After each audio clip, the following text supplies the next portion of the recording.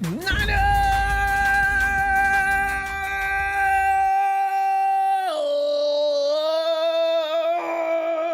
Friday night, fam. Time to do that Friday night thing.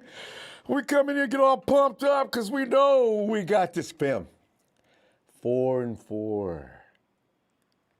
It's right there in front of you. Just waiting to happen. The table is set. Can they please climb over to that wall and give us a new start? And for the love of God, please, Levi Stadium deserves a win. How long has it been? Let's do it, Niners. You know, they want that more than anybody that we can even. I mean, shoot, as a player, you know, you just can't. It's more. It actually feels worse to lose than the good compared to the good feeling it does to win. It really is, because losing goes deeper. Winning is just, oh my goodness, it's so good to be alive. We done did this again, you know. But that is like, that's just a good feeling, it is. But the bad feelings are serious.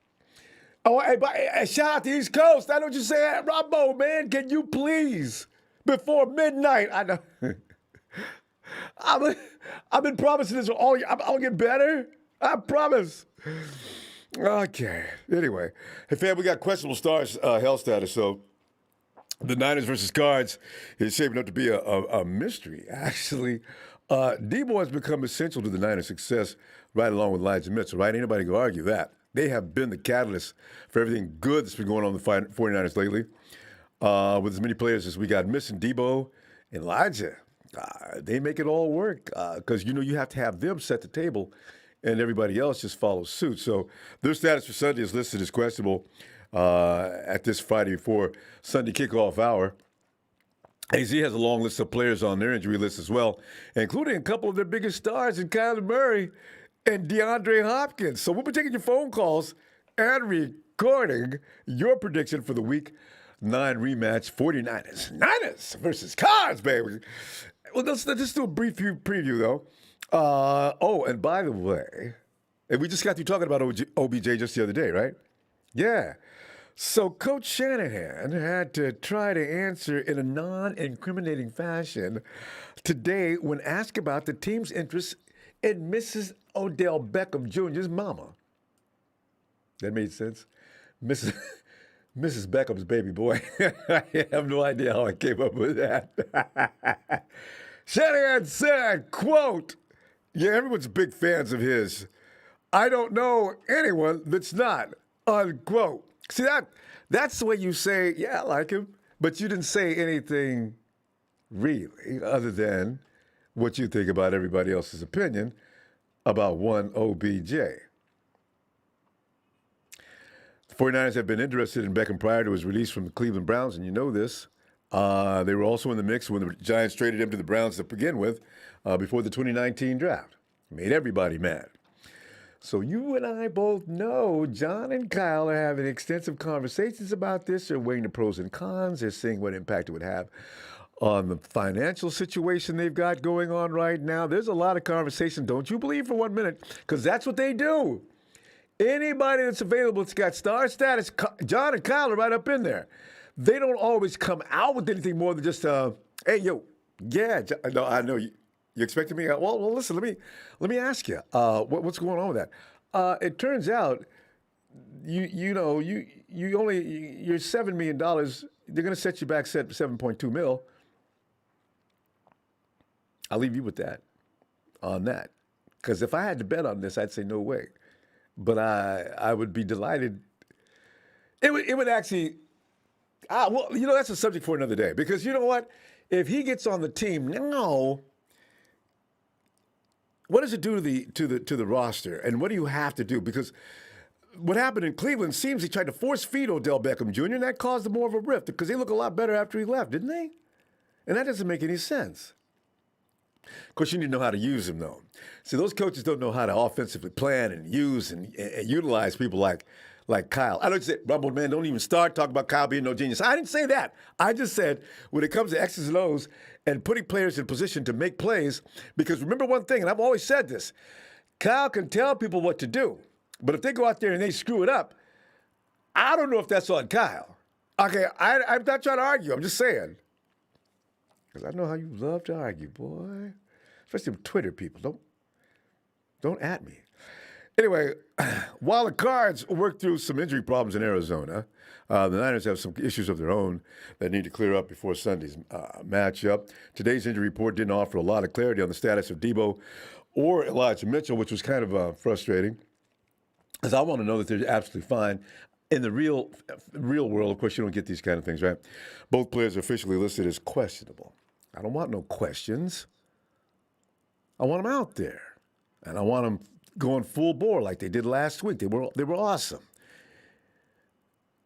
But they're on the questionable on the Niners injury report. Deebo's dealing with a calf injury that he aggravated in last week's win over the Bears. Mitchell is nursing a rib injury he sustained in that same game. Neither player was involved in Wednesday's workout before getting limited work Thursday and as well as today.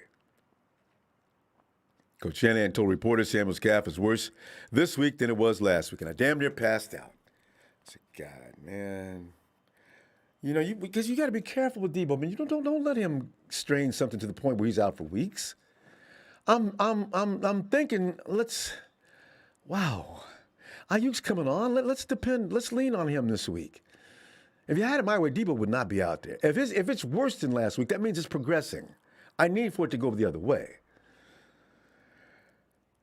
Shanahan goes on to say, but he's holding out hope that that's not the case by Sunday. Coach Shanahan said after today's practice report, quote, Deebo is a guy that if it's possible for him to play, he will. And you and I both know that. He's a football player. Him and George Kittle, they could go out there with bullet wounds, broken bones, and everything else, body cast. They'd still try to play. That's who they are. He goes on to say that's why you got to communicate with him a lot and understand his personality, what he wants. And he also understands that what it means if he does play and you can't last through it or has to go out after 2 series or something. So I'm glad we got 2 more days to decide that, though. Unquote. Remember last year? Came in. A few minutes later, he's walking across the field, throwing his helmet midway back to the line at one of the trainers. He's so upset. See, because that's this guy's a warrior, man. He doesn't care. He's going out there to do what he can until he can't do no more. I love the mentality, but coach has got to protect him from himself and save the organization. Both Deebo and Elijah are likely to be game-time decisions depending on how they feel during the warm-ups. The full injury report for the Niners looks like this. Out, defensive lineman Maurice Hurst has got a calf thing going on, of course, like everybody else. Jimmy Ward, quadricep is still aching. He said he'd be out 2 weeks or so. Hopefully he's right. This is week 2, right? There was never much optimism either. Either player would be ready today anyway, so that's to be understood. Questionable. D Ford back on the list. Elijah Mitchell with that rib, as I just mentioned. Deebo Samuel calf. Ford showed up on the practice report as a limited participant both Thursday and today. That's worrisome for a player who's dealt with a back problem his whole career. I mean, I don't know. We picked up a new guy. Maybe Bucum's going to come around and help Nick out. We need some power from the other side. You know, I don't know. God. Maybe he's going to play, I guess, in a partial role. I don't know. But not listed as all. Trent Williams was out of Wednesday's practice and limited the final 2 days of the week. Yesterday and today, of course. He's not on the injury report, though, which means he's a full go for Sunday. Boy, Trent Williams, boy, I tell you, that was a good sign. I liked what Kyle talked about him. You know, he says, Trent Williams is out there doing things that, he says, I've been blessed to have a lot of left tackles that have been outstanding. He listed all the guys, he says, but, he says not to insult any of the other guys, but Trent Williams is definitely a different beast, and but that automatically says he's better when he said that. But Trent Williams can do things that a lot of people just can't do. He said the same thing with Julio Jones. When I taught him, there's a lot of guys that just can't do what Julio Jones does, and there are those kind of people, right? You just you do the best you can because whatever talents they have is all they're going to be able to give you, but you try to maximize what they have and see how much it benefits the team, right? So anyway, he's not on the injury report though, which I say, as you say, he's a full go for Sunday. GK and Robbie Gould will also come off the IR and be available. And the Cardinals situation, they got defensive tackle Rashard Lawrence. He's got a calf thing going on. Jonathan Ward, running back Jonathan Ward, he's got a concussion. J.J. Watt, of course, you know, his whole body has just been demolished. Safety James Wiggins has got a knee thing going on. They're out. Questionable are center Max Garcia, Achilles. DeAndre Hopkins has got a hamstring thing going on. Kyler Murray with his ankle. Neither Murray nor Hopkins practice all week, but Coach Cliff Kingsbury insists they'll both play if they're healthy by Sunday. You know, it really is easier for Hopkins to suit up after going a week without practice. But a quarterback playing after going through zero practice, come on, Cliff. Come on, Cliff.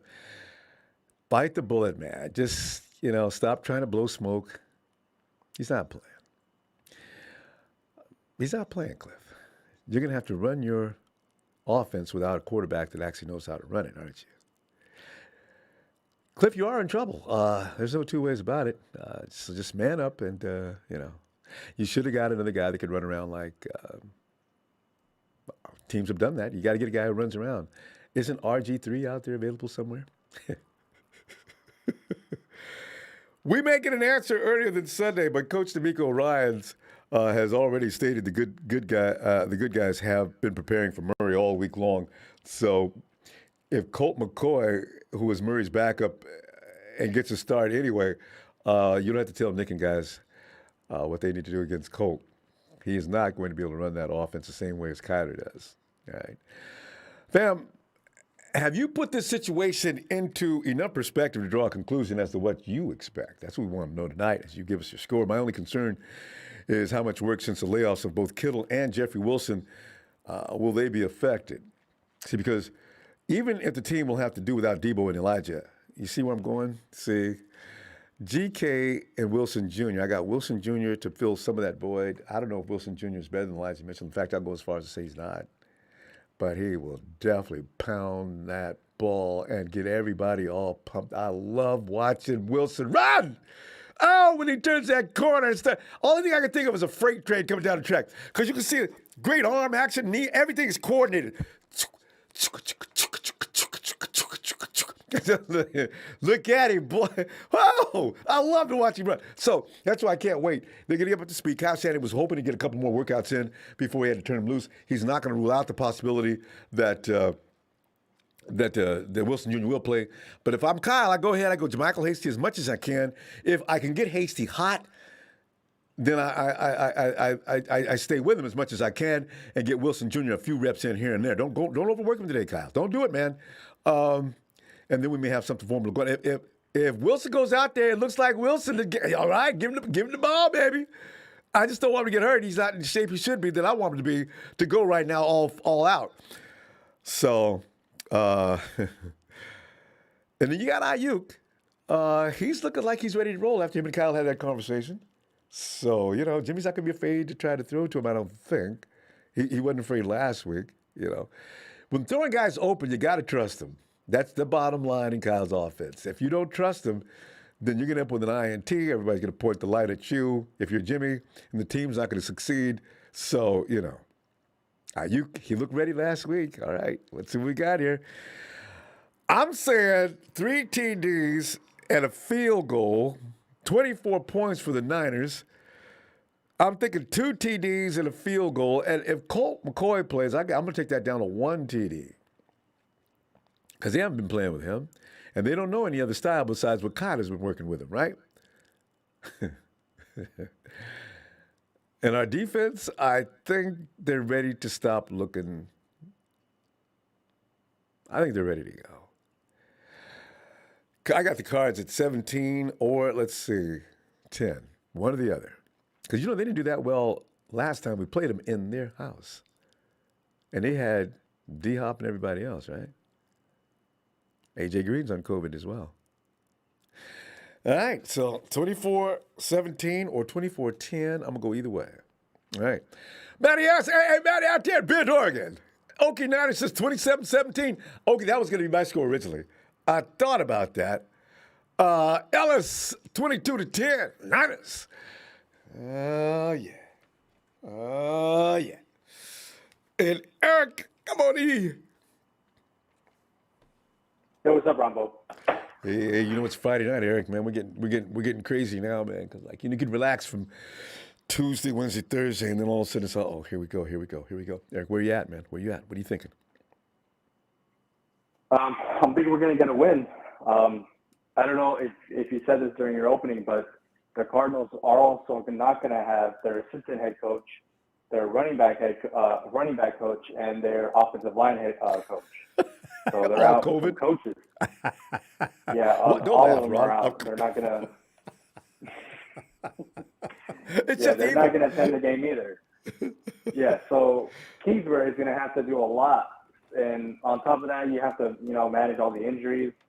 Yeah, I don't think it's going to be a good day for Arizona. It's just there's too much on their plate, and I'm not even going to lie. I would not be surprised if they're pulling Kyler Murray, midway through the game, because it's just. I'm not saying it's going to be like we're going to dominate them or anything. I'm just saying that it's going to be a rough day. You don't want to make it worse, especially with Kyler's injury. Because that ankle can only get worse. I got. You got to think long term. Yeah, exactly. And then he's not going to be able to be mobile enough to escape someone like Nick Bosa. I don't know if D Ford's playing. Probably not. He's pretty fast. So yeah. But again, my score I got 31-17. Like I said, I think it's going to be a bad day for Arizona. They're coming off a loss, correct? Who was it? The Packers.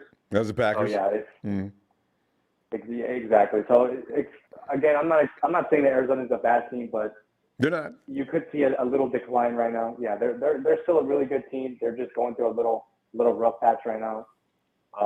As far as the Odell Beckham thing, again, I said it a couple of days ago. I do want Odell Beckham.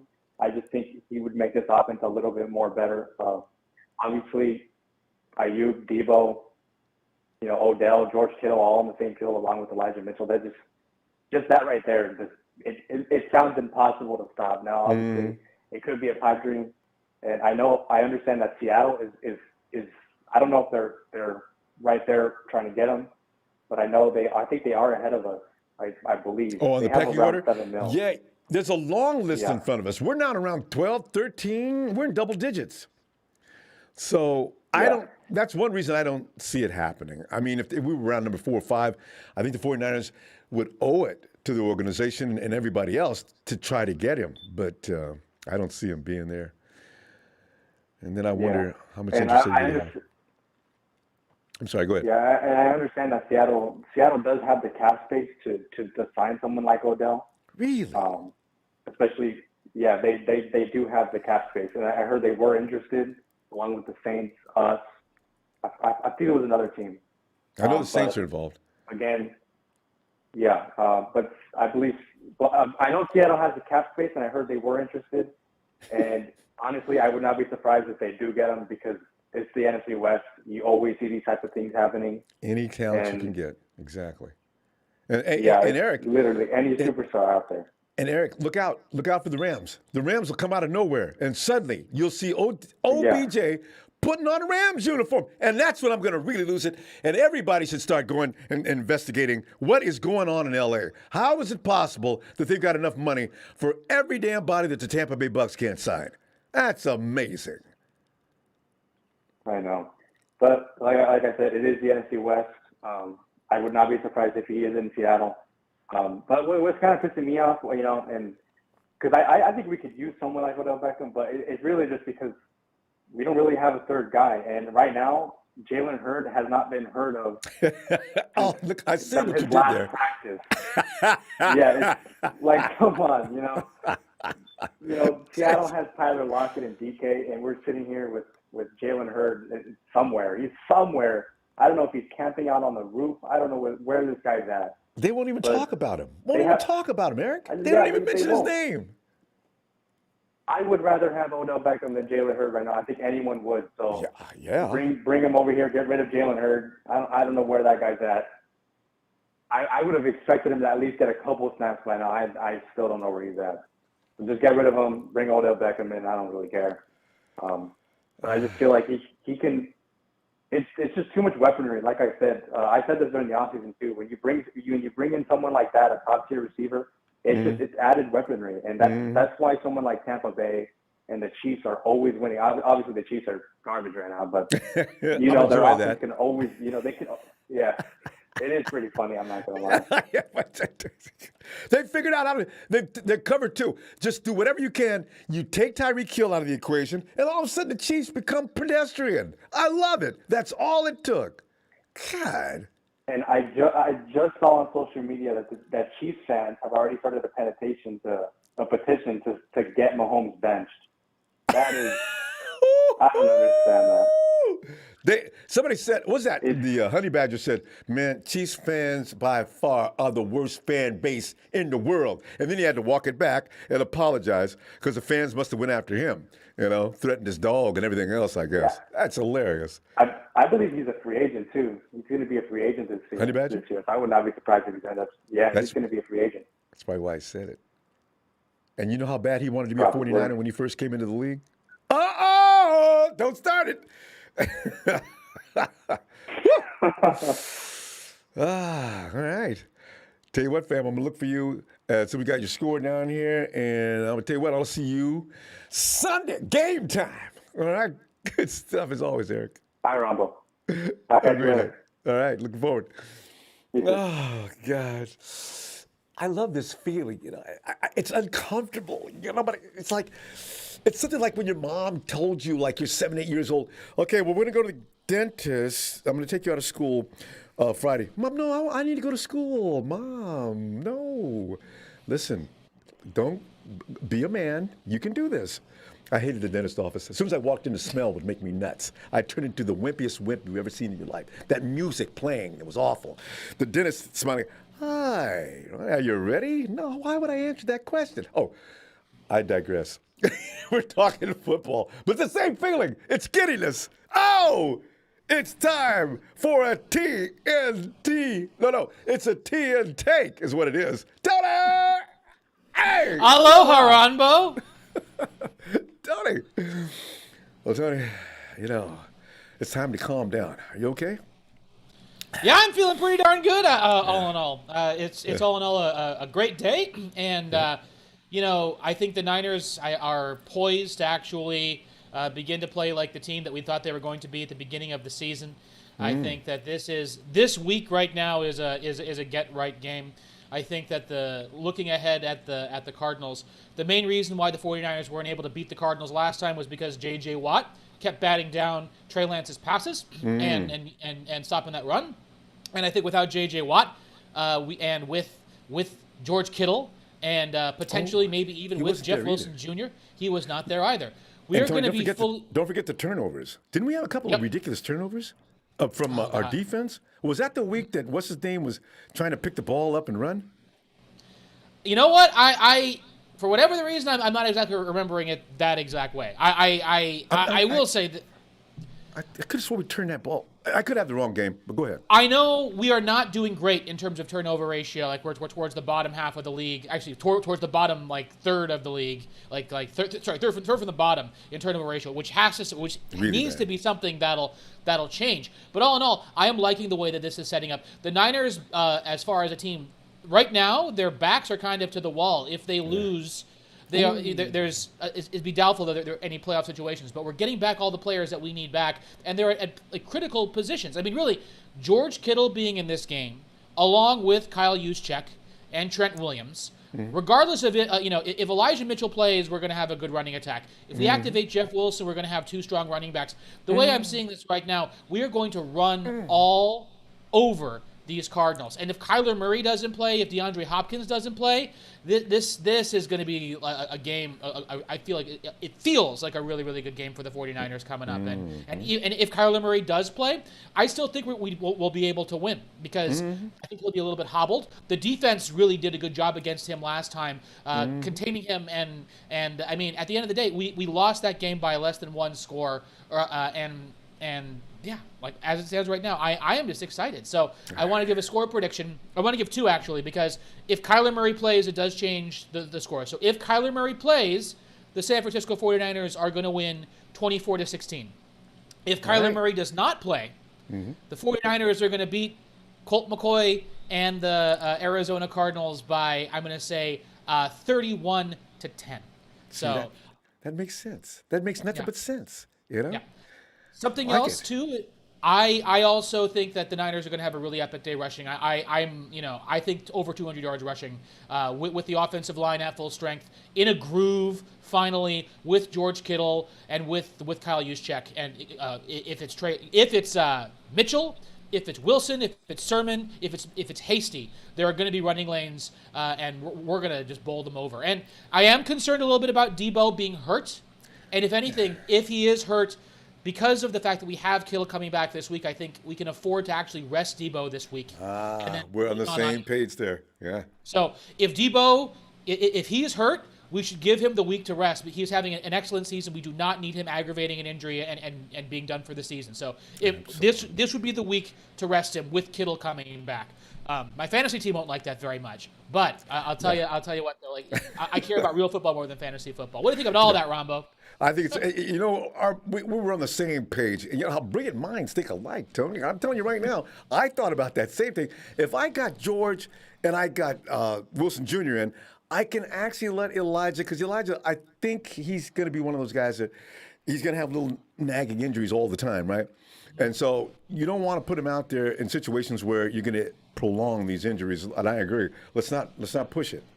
Well, the Niners have a really deep backfield because as it stands right now, I still think Trey Sermon can be good, by the way. So we have Elijah Mitchell, Jeff Wilson Jr. is coming back from IR. We have JaMychal Hasty, and we have Trey Sermon. And we have the offensive line with George Kittle there. They should be using multiple running backs. That just to keep them all fresh and as healthy as possible, taking fewer hits and diversify who's carrying the ball. So this is the perfect time for Jeff Wilson to become back. He hasn't been activated off of IR yet, so he might not play this week. But I'm really hopeful we get him in there, and then he can split carries with Elijah Mitchell, and it could be a really special backfield. And and after watching last week, I feel Kyle is kind of catching his groove as a play caller. The offensive line is blocking cohesively. Trent Williams is just dominating. Even with his injuries, he is just dominating. But it's a human highlight reel. As an offensive so awesome. lineman. I can't believe that. He just handling guys. So Chandler Jones, the fun matchup to watch is going to be Chandler Jones versus Trent Williams. But Trent Williams has handled him in the past, and I think Trent Williams is going to be able to handle him again.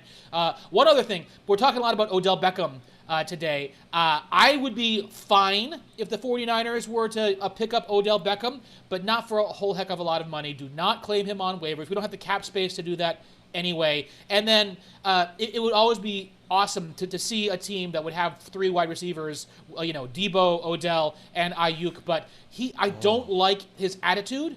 I think he can ball, but I do not like his attitude, and I worry for a locker room that's had a tumultuous season as it is, introducing that X factor of Odell Beckham. I mean, if Kyle is bought in on him, I think the locker room will fall in line, but I'm just worried, and I don't want us to overpay for an aging wide receiver with an injury history who has some questionable attitude issues. So that's what I think about Odell. And you're right too, and it will surface at some point because it always does. And when he came into Cleveland, he was a choir boy when he first came in for a few weeks, and then all of a sudden, here comes that statement to the media, and that's when you don't want to air out your laundry. Tony, oh, man, if you got a problem, can we take it in there and close the door and talk about it? No, he's got to tell the media.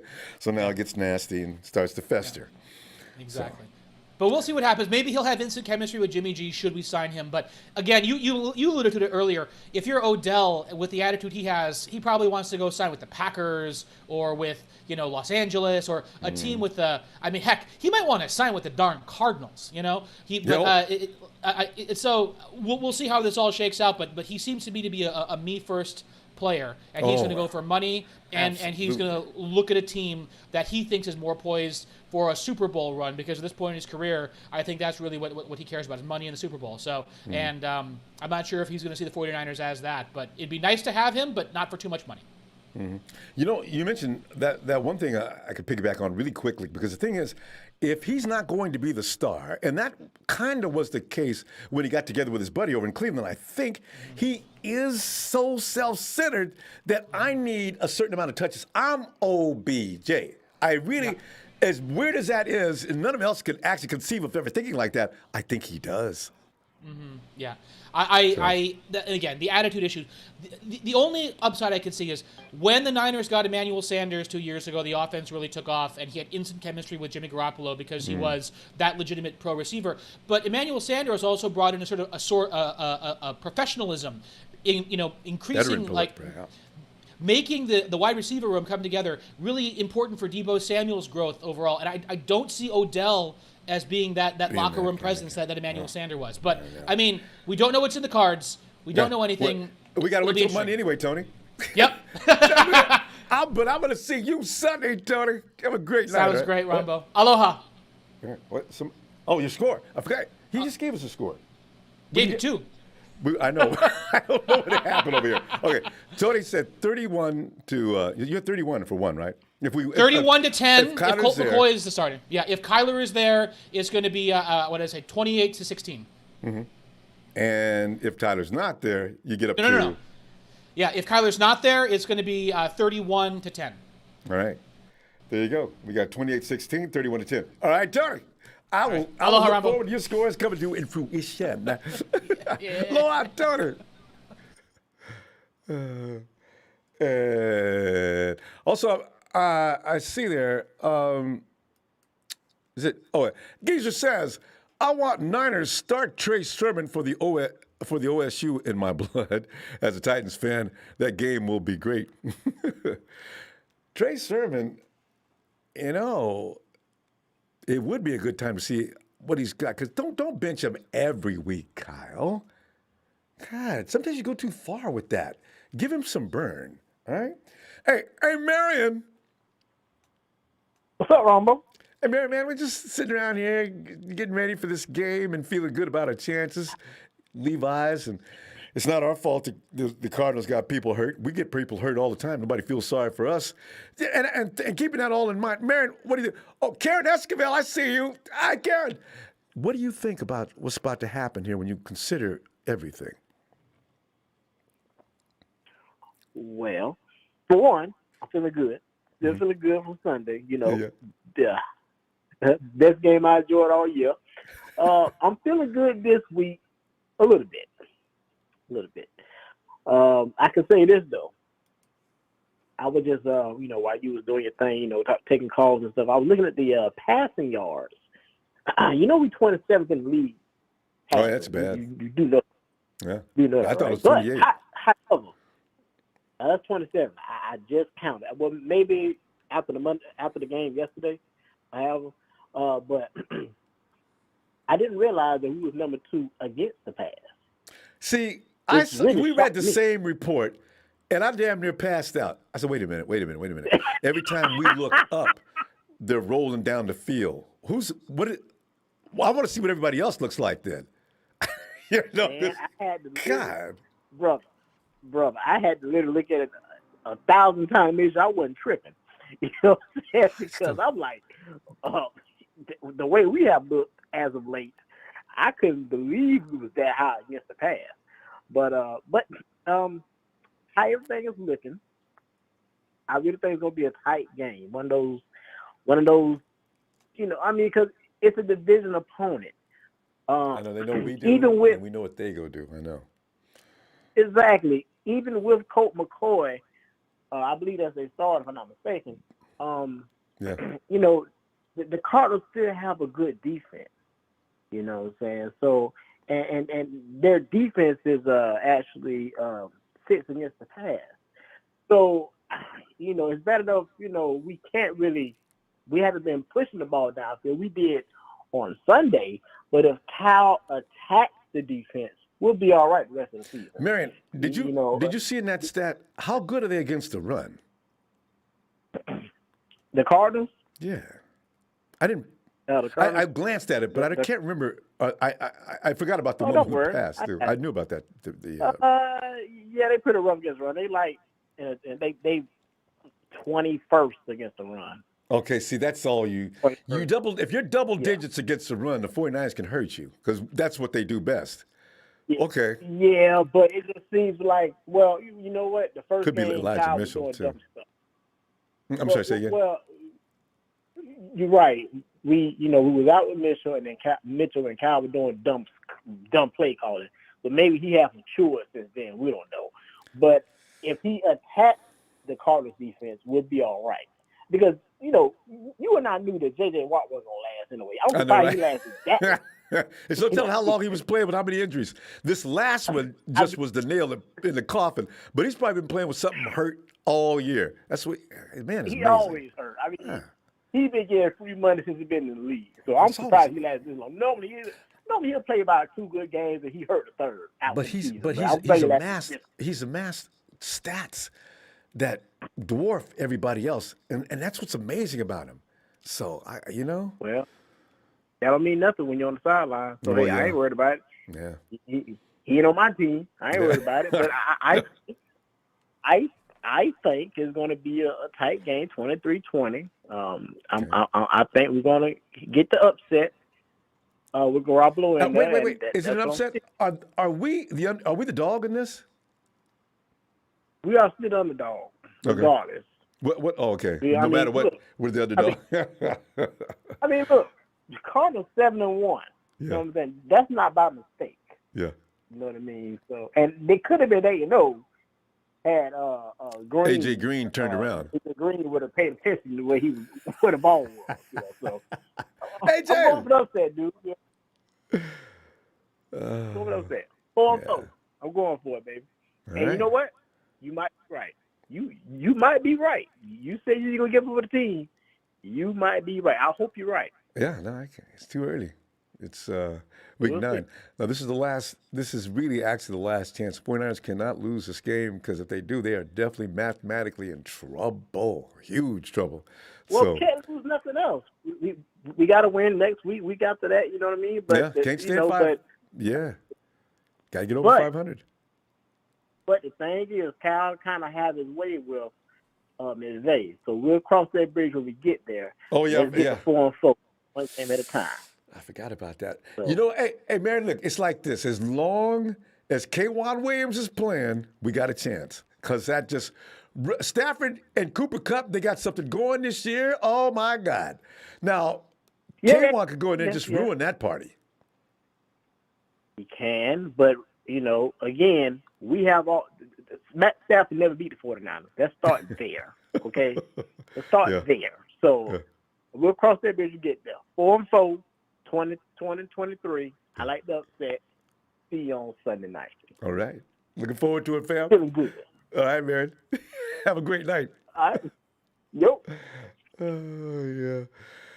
And, hey, Jay –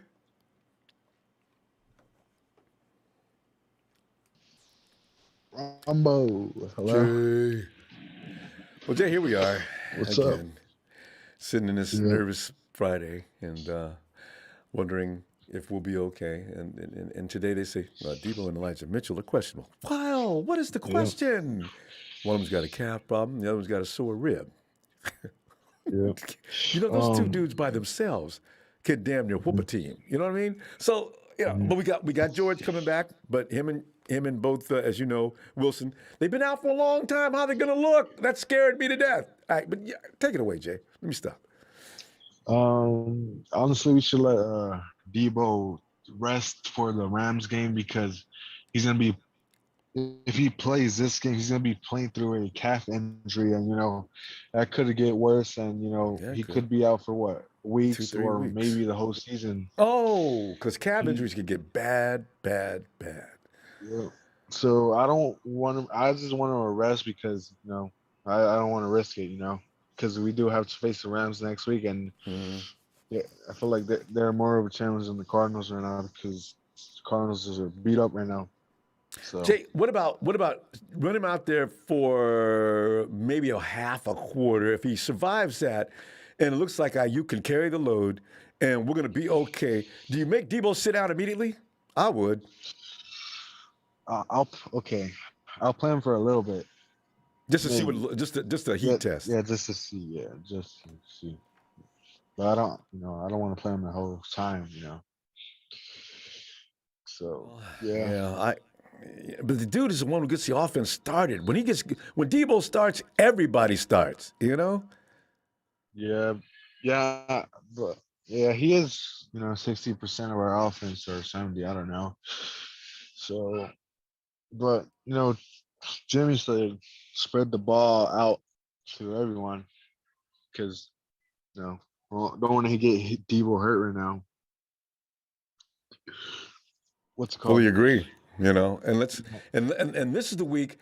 Jay, have you been watching other ball games? Have you noticed everybody's doing a little trick where the quarterback throws over to whomever, corner, a wide receiver, running back, whatever the case may be, and then the quarterback he throws the ball back to the quarterback. Meanwhile, the defense, hey, whoa, hey, deep, and then you got like Ayuk, because we tried it once and failed miserably. Remember, with the new kid, the big guy that they've already since released, and we failed terribly.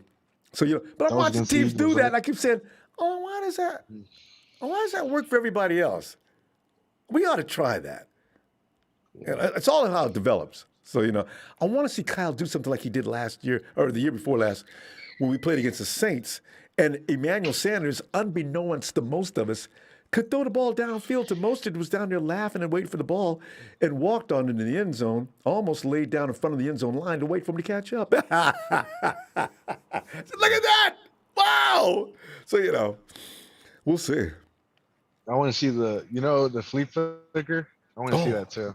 I that a fun play. Hopefully. But Yes. yeah, hey, that is a fun play. But I don't know if Cal, I don't know if Kyle wants to do that.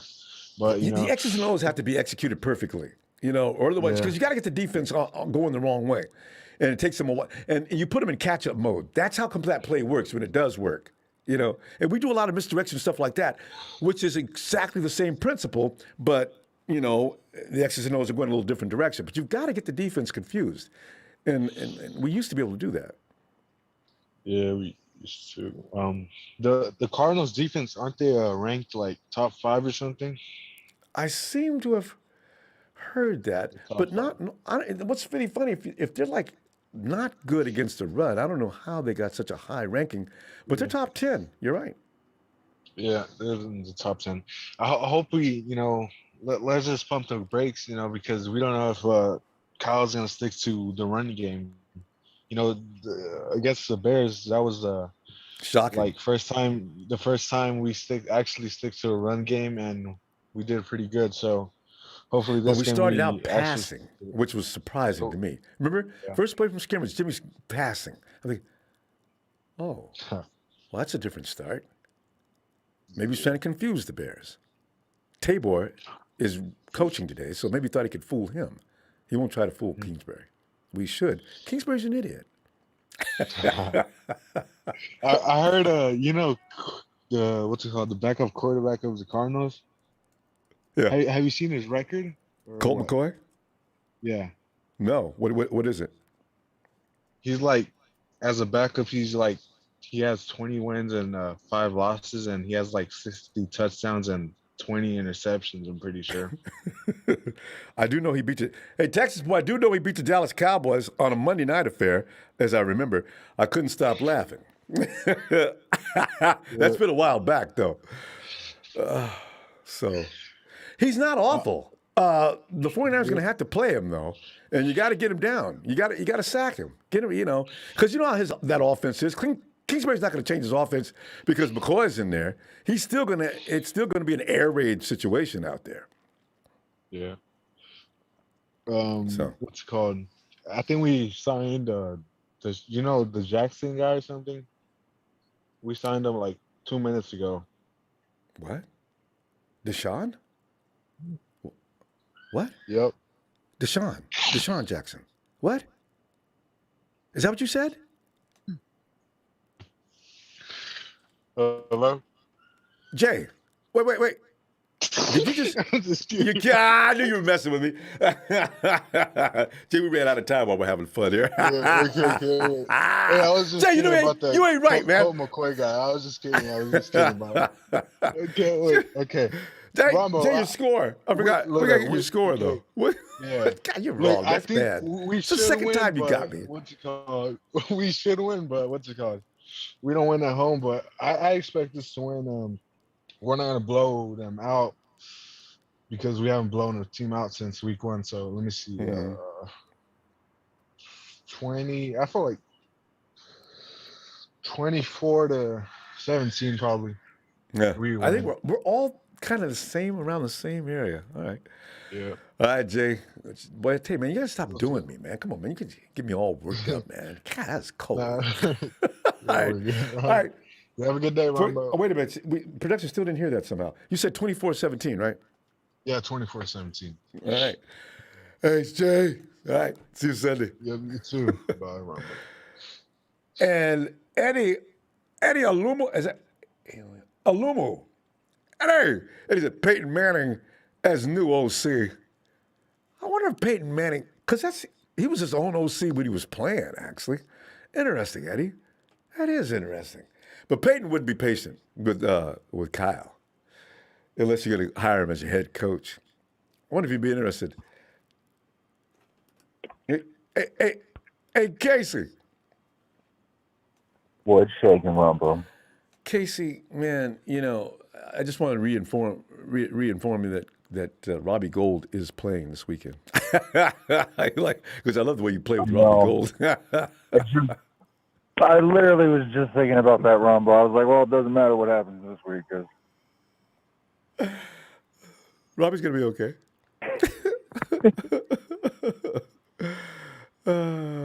Hey, watch him go 3 for 3, or miss an extra point and kick or kick one from 59 yards out because he's just feeling so rested. Hey, but Casey, man, give me stuff on this game now, man. It looks like fool's gold. We're looking at the Cardinals, and Cliff Kingsbury's been man, I didn't tell anybody that Kyler's not playing, nor did I say anything about DeAndre Hopkins. But yet still, last week he was mad because D-Hop checked himself into the game without permission. So you're going to tell me that you're going to play him this week? Play him, Cliff. Play both of them. Because, Kyler Murray's got an ankle thing going on, Casey. That advantage 49ers. Yeah, and according to Vegas, it's advantage 49ers. And earlier in the week, they had the Cardinals at 2.5. So I think the Niners are favored by 2 right now. I don't know. I mean, I feel like Kyler really hurt his ankle there at the end last week. Yeah, because did you see his face on the sideline when they were helping him off the field? He looked just in pain. Well, like the moment it happened, he got up and he was. I mean, it was so late in the game. He just finished. He thugged it out. But, yeah, I feel like if he plays, I feel like it's going to be an ugly game. I feel like it could be kind of like an old school shootout, or just like really ugly and slow. I don't know. I mean, they're just not. They just don't have like a good track record at Levi's. They really don't. But suddenly, the last 2 years, and last year, if I subtract what happened last year, because last year was weird, we didn't have to be at Levi's to lose. We lost everywhere, right? So I'm thinking this year, what's the matter, 49ers? My God. They need to play like that second half against Chicago. If they keep doing that, they should be able to hang in there with anybody. They kind of got, especially with Jimmy, they got to really work the rhythm and momentum, and getting George back is huge. George is really good. George is a huge playmaker on the team, and if they get Jeff back, yeah, man, the Niners could win.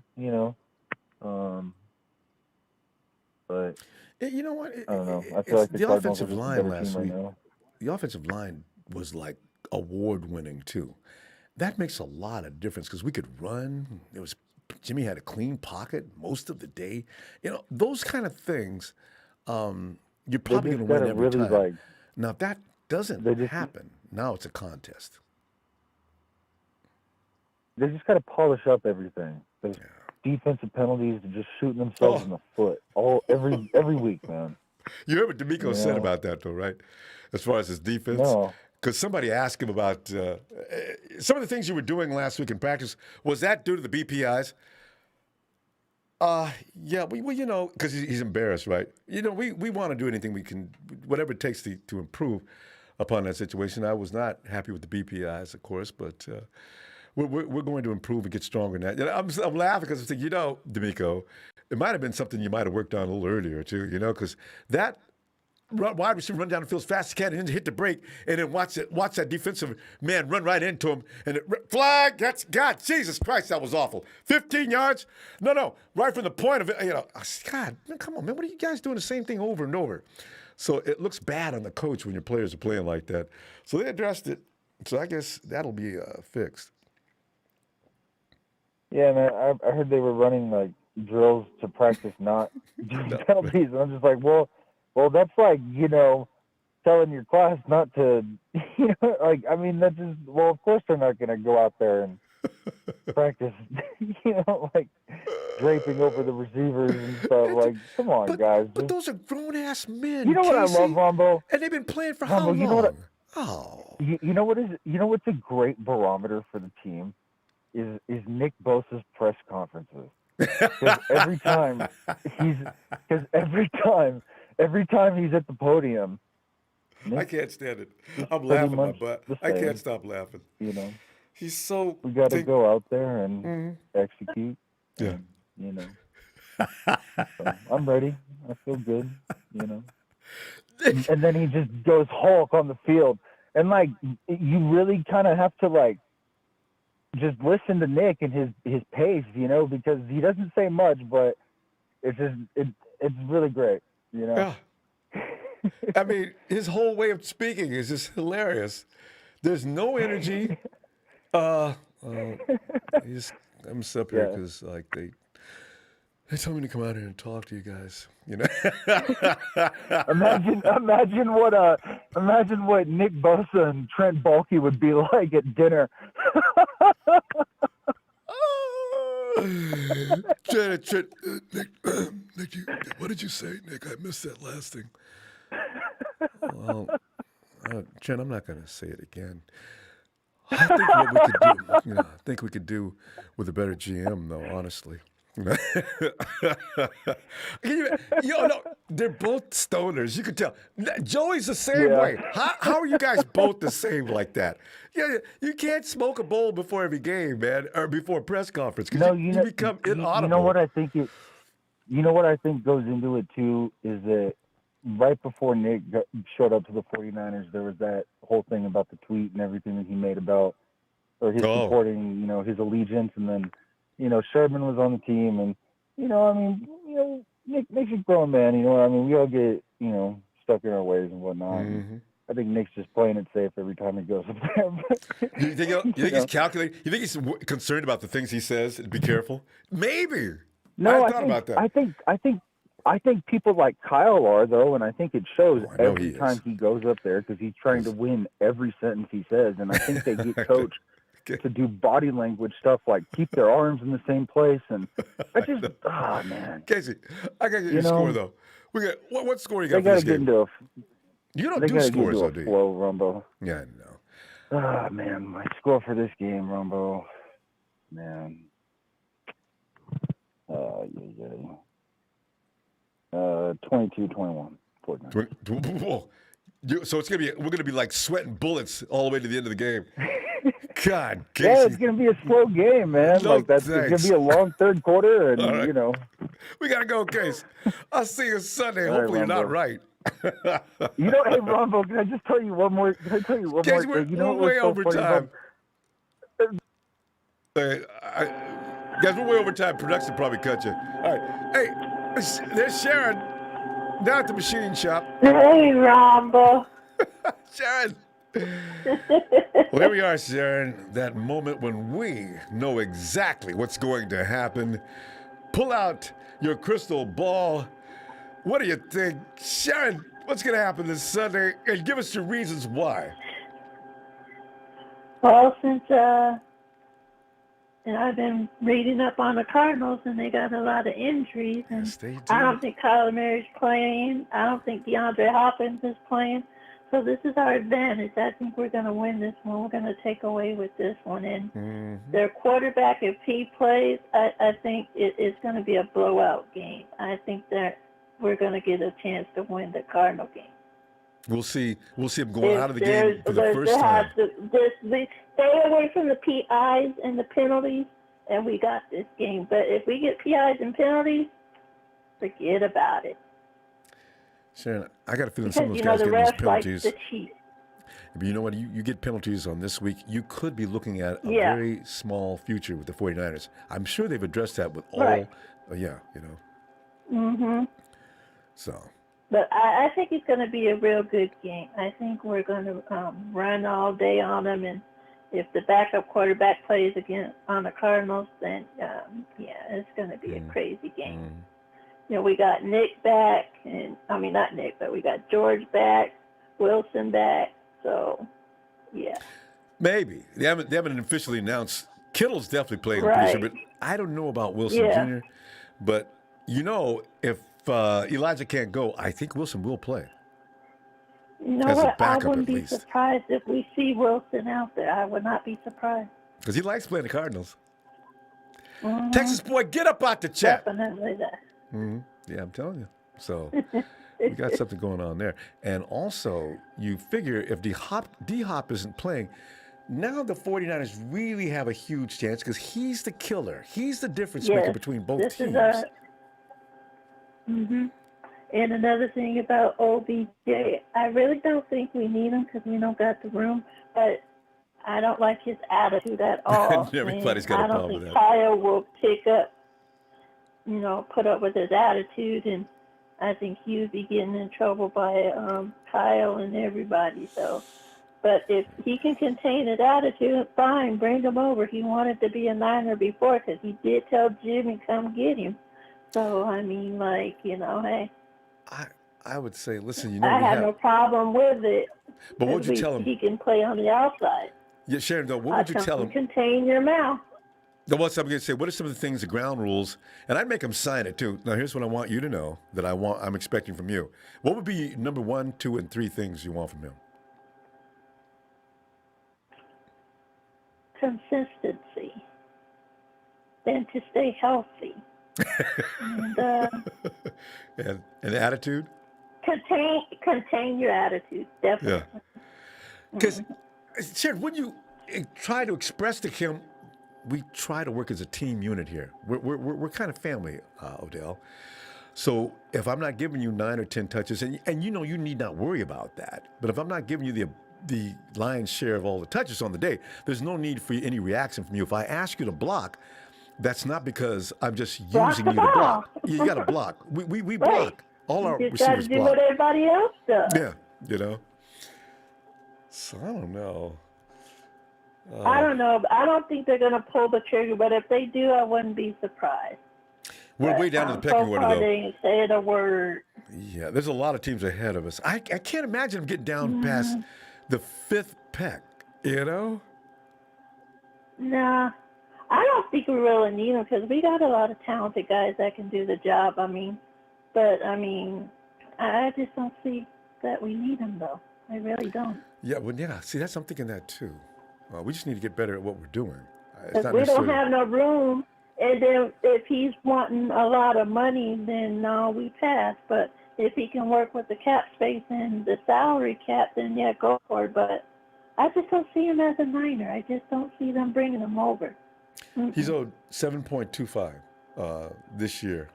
That's much, I think, left on his contract, or that's all the 49ers would be because it's halfway through the season, right? So you only have to pay half of his salary this year, and then next year you renegotiate his contract or restructure it or do something. Because you're right, we can't afford his salary. No. Not next year either. Even after Jimmy's Unless gone. they get rid of Jalen Hurd because nobody had a peep out of him and what his status is. I mean, why are we holding on to him? He's invisible. He's a ghost. Wouldn't you love to be him, though? Let him go. What a great job, though. I've been out here for 4 years, and I got a rookie salary, which gets up into, it's got to be over $1 million, right? So, what a Right. break, you know? All right. Sharon, They just need to let Hurd go. and I'm especially not even going to talk about it. What kind of scores you got, Right. you and Mom? Mom says 27-24. I'm gonna go 28-16. All right. I think we're all thinking sort of along the same things. So We let's go expect to get beat this them. win, Niners. Yes, indeed. I'm looking for Jimmy to get a touchdown. Yeah, just stop running him, Jimmy. Throw the ball to somebody, anybody. God. All right. Looking forward to seeing let's you go, Sunday. You'll be Niners. right too, Sharon. All right. Have a great All night. right, Ronbo. Have a good night. Bye-bye. You too. Bye-bye. And Jesse Elias, I have a feeling we're going to win against the Cards. And Ronbo, you should go live for the boxing fight. It would be cool seeing your reaction. Hey, you know what? You know about Frank Gore is going to fight Jaron, what's his name? The NBA guy who's got a tower over Frank. And I tell you what, Jesse, that's a great idea. We're going to do that fight. Got to. Boy, Frank. I can't wait to see it, actually. I didn't believe it. When I heard the rumor that Gore was seriously working on his boxing, or maybe it's just because, boxing is good training for no matter what sport you're in. He must, I didn't know he's on a card with another main event. Really? Whoa. We got. There he is, the doc. Is there a doctor in the house? Doctor Papa Dragon. Bob. What is happening, Ronbo? Bob, let me sit back here. Where man. does it hurt, Ronbo? It hurts. My calf is hurting. My ribs. I got a backache going on with D. We got ouchies all over the place. I got a shot for you. I got a shot for you. Please. Cortisone. Mm-hmm. Oh, I know. And you know what? You've had that before, haven't cocktail. You? Don't you love that? Oh, hell yeah. One time I had that I had a thigh contusion, right? And I don't even know if it was a good idea, but back in those days, coaches do anything to get you back on the field. It wore off, and I thought I was. Doc, the pain, you can't really describe it. When you're 18, 19 years old, you don't know what pain is until you recover from a cortisone shot and had been out there playing. It feels numb, but that's it. You can still work, and then it wears off. That's right. Oh my God. Oh, Jesus. It's worse. It's worse. It's worse. You'll be all right. Suck it up. Suck it up. Suck what up, coach? I feel like I want my leg amputated. So cortisone, it ought to be outlawed. God, that's scary stuff. Football is definitely a tough man sport, and Yeah. I can tell you for a fact it has altered my life forever. And even now, whenever I have like any kind of pain situation, it's like You can look back to where it came from. Yep. No, I have a high threshold of pains. I honestly cannot gauge how much pain I'm in. Honestly, I can't. I've been in the hospital emergency rooms before where people are like, doctors are like, "How are you walking?" I'm like, I don't know. There's a lot of guys like you. It's the will to continue. Mind over matter. Some guys mastered it. Sounds like you did. Yeah. Yeah, no pain. That's just the way that it is. But this is a new NFL though. So the new NFL, has a lot of experts, specialists, Rules too, and lawyers and rules and a union. So there's a lot of stuff going on. But let's talk some keys to the game. Mm-hmm. So I really do think the key to this game is the simple one that the 49ers always have, and it is they have to be able to stop the run, and they have to be able to run the ball. Now, this week we are going to finally see something I have been campaigning for a long time. Eric Armstead is moving inside. He will be playing defensive tackle into the line. However, I still think they cannot allow Nick Bosa to get chipped, double teamed, and all the other kind of stuff. They need to move him around. In fact, I wish they would just stand him up and let him go wherever he wants to go. Yes. Or run him as an elephant or outside linebacker, because I just don't like people chipping on him all day. They tried that in his rookie year. I don't understand why they're not deploying that strategy now. Well, they need to. Because I'm just saying that he could lead the lead in sacks. He's that talented. Yeah. As far as Kyler Murray, I expect him to play. And if he doesn't play, Yeah. I think Colt McCoy is good enough to beat our secondary if we can't get to him. That being said, new look defensive line. I think the Niners have a disadvantage. They're playing at home. That's God. That just sounds so wrong on so many levels. It makes no sense. It's so wrong, but it's so God. wrong. I know it's just so messed up. I think, I'll be honest with you. I'm all about putting the best dogs on the field that you got, right?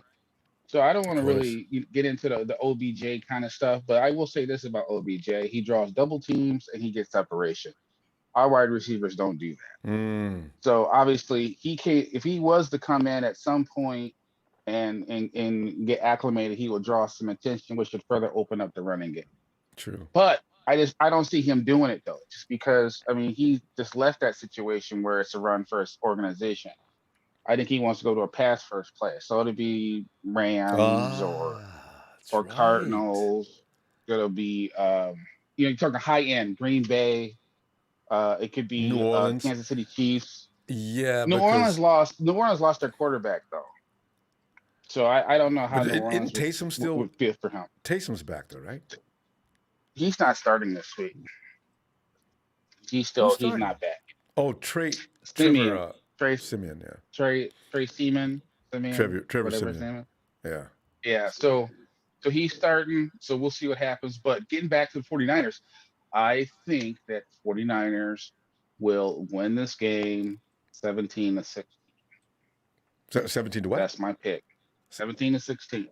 Oh, another 1-pointer. That means Robbie Gould time. I have zero confidence in Garoppolo as a quarterback to score more than 2 touchdowns. Even when he had a good game, he didn't throw a touchdown. You understand? You know what I'm saying? I don't have that confidence that Garoppolo can take the dare. Imagine this. Imagine if Joe Montana or Steve Young and they're playing a defense that sat there and said, we're going to load the box up and we're going to play everybody short and we're going to dare you to beat us with the pass. Oh, good Lord, be 400, 500 yards passing. They don't care. Jerry Rice wasn't a burner, but they would throw the ball deep to him and he would get the ball. You don't got to be a burner to go deep and go get the ball. You don't. You just go get the ball. Even OBJ, he's like a 4-5 guy, 4-4-5 guy. He's not that fast, but he knows how to create separation. He knows how to go up and get the ball. So it's really a state of mind. It's an instinct that you have to have. And Jimmy's instinct is to be conservative. That's his instinct. Look where he came from. He came from New England. You want to see what Jimmy G does? Look at what Mac Jones is doing. About 5 or 6 yards of pass play.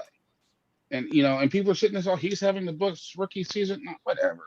I'm so over it. I wish it's all about the numbers, fam. It's all about numbers. If you're getting it done, I'm just saying. I'm sorry. Whatever works. Yeah, no, don't get me wrong. I get that. I get winning is winning and all that stuff. But Jimmy hasn't won since the Super Bowls. He hasn't won since the championship game that year. So I'm all about bringing in competition and bringing the dog out of everybody. That's what I'm on. But I often wonder though. Jimmy's just one of those soldiers that follows direction. You see, because you've seen him in the New Orleans Saints game, he didn't have any problem bombing the field. I still think Kyle calls the shots. You're right. You're absolutely right. He's not alone, and he's not. I'm not saying he's a total blame for all this because he's not. Because if you watch the tape, there's some pass plays where there's nobody going deep. Nobody's going beyond 15 yards. And that's all over the place. And that's what defenses are watching. They're looking at their tendencies. So again, put the guy under center, run the damn ball, pay action, go long. Yeah. You got a real good chance of getting a PI. That's what I'm saying. Just do it. He did it last week. And I wonder about that shot to Deebo, 50 yards long. Whether he did that without permission or not. But you got to do that. Brett Favre says you win despite the coach. You got trust to. your receiver. It's your job. Yeah. I agree with you 100%. He is a soldier, but we need a field general. You got the That's score? what we need. All right. Well, I got you. You got my score? We got 17-16. All right. So I hope it doesn't happen. I need more separation than that. I'm like our receivers. Well, All right, I need it too. I need it too. But again, 49er fans, you guys got to just be a little bit more realistic. Deebo is a dog, but he has all the skills of a number 2. All right. Okay. Ayuk has the skills of a number 2. We don't have a number 1 dog that draws double coverage. Pop, watch out. We're gonna disturb production. We gotta go. I'm gonna see you Sunday, okay?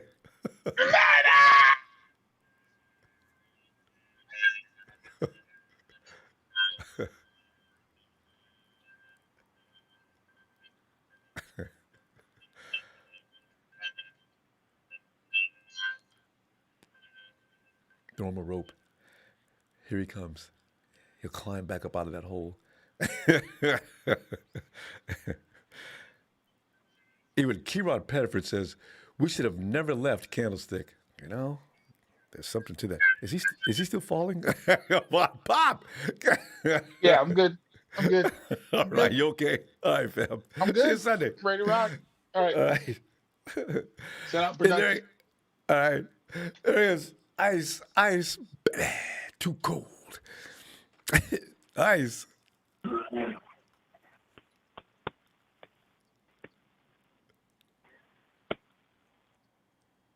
Ice, I hear. Yes, Ice. We await you. Yeah, what up, man? Ice, man. What up, dog? Yeah, we're looking. You know, it's Friday, Ice. You know how we do. We be trying to figure out Yeah, what no doubt. go do. Yeah. Ice, what you gonna do, man? Give me an explanation as to why and what score you got. 24-10. All right. Niners, I imagine. 24-10. Cardinals fight. 24-10. I had to message you, man. You're Jay. 24-10 Niners. Because you heard Jay. Jay called you a little while ago. We just picked up Deshaun. What? He didn't say anything. Jay, what did you say? Just picked up Deshaun. No, you didn't. There's no Deshaun Watson on this team. Hey, but Jay. Hey, man. Ice, tell us about it, man. 24-10.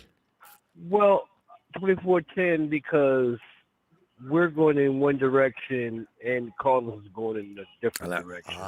That's why. I like that. That's true. You know, they're deflating. Players are going down. JJ his whole body just quit. AJ Green lost his mind last week, and then you got D-Hop, like them. All those guys do. Every star receiver hamstring, and he's out. He's not going to be 100%. Even our guys can cover him. Yeah, man. They're going in a different direction right now. They have to deal. I mean, they had a good run, at the beginning of the season. So now it's like, okay, well, hey, it happens, man. It happened to us. It happened to them. It's happened to a lot of other teams too. So that's just the way the ball bounces. Hey. You come out of the gate hot. You have a tendency to cool out. You may have hit a peak already. Yeah, it's early. Yeah. I mean, they're gonna bite the bullet for a couple weeks, and then and then they'll be back here and they'll rebound. It's just what it is. Mm-hmm. It happened to Dallas, it happened to everybody. Mm-hmm. But this Odell Beckham Jr. I'm not feeling that. Because I mean, it'd be cool, but the realistic thing, I'd rather have Deshaun than I have Beckham. Same here, because Deshaun has a role. Because Beckham won't have one. He has a role, but the thing is, he is a veteran. He's savvy. He's not a problem. Yeah. Not a head case. Yep. You know what you're getting. Yeah. OBJ, you don't know what planet he might be on. Mm-hmm. Coming out there wearing illegal shoes and face visors, anything you can to just disrupt. Hey, OBJ, man, why'd you can't wear that. Come on, man. Nah, we don't need no distraction, man. Little things that he we knows. don't need the distraction. I'm more concerned right now about our offensive line and our defensive line. Yeah. Those are my biggest concerns. Yeah. Because if our offensive line is healthy and they're doing a good, keeping protecting up Jimmy and Trey, or things like that, and they're running, having a good run attack going on, I'm happy with that. But my biggest concern is our defensive line. For the first few weeks, we have had a problem stopping the run. I know, right? That's my biggest concern. And they're running It's it never right up been the the gut. passing. Yeah. We have to fix that. Because if we don't, what's going to happen is our defense is going to be in the field too long. Yeah, by their own, You their know what own happens? fault. Exactly. Yeah. And you know what? D'Amico better figure it out, man. I mean, if you got to put a linebacker up close and have worry, just have one linebacker more concerned about the run, and the other linebacker more concerned with the passing and the short stuff and stuff like that and the edges, then we should be all right. But if you just try to focus on our 4 guys in the front stopping the run, Yeah. You got to go ahead and and they don't, and then the safeties got to start coming up the box, you got a problem. See, you know what, though? That's why I do like Hufanga flying around like he does, and Aziz is back this week. Flanagan Foles that's not his forte. But Aziz and Dre, that's why we look so good in game 1. One of them has to be on the field. And then that way, Fred Warner is free to freelance out there and play rover for the most part. Correct. And nothing on Kyler Murray. I don't care what condition he's in. Yeah, he's still dangerous. He can throw. The kid can play, man. You know what I'm saying? You got to get a kid to prop.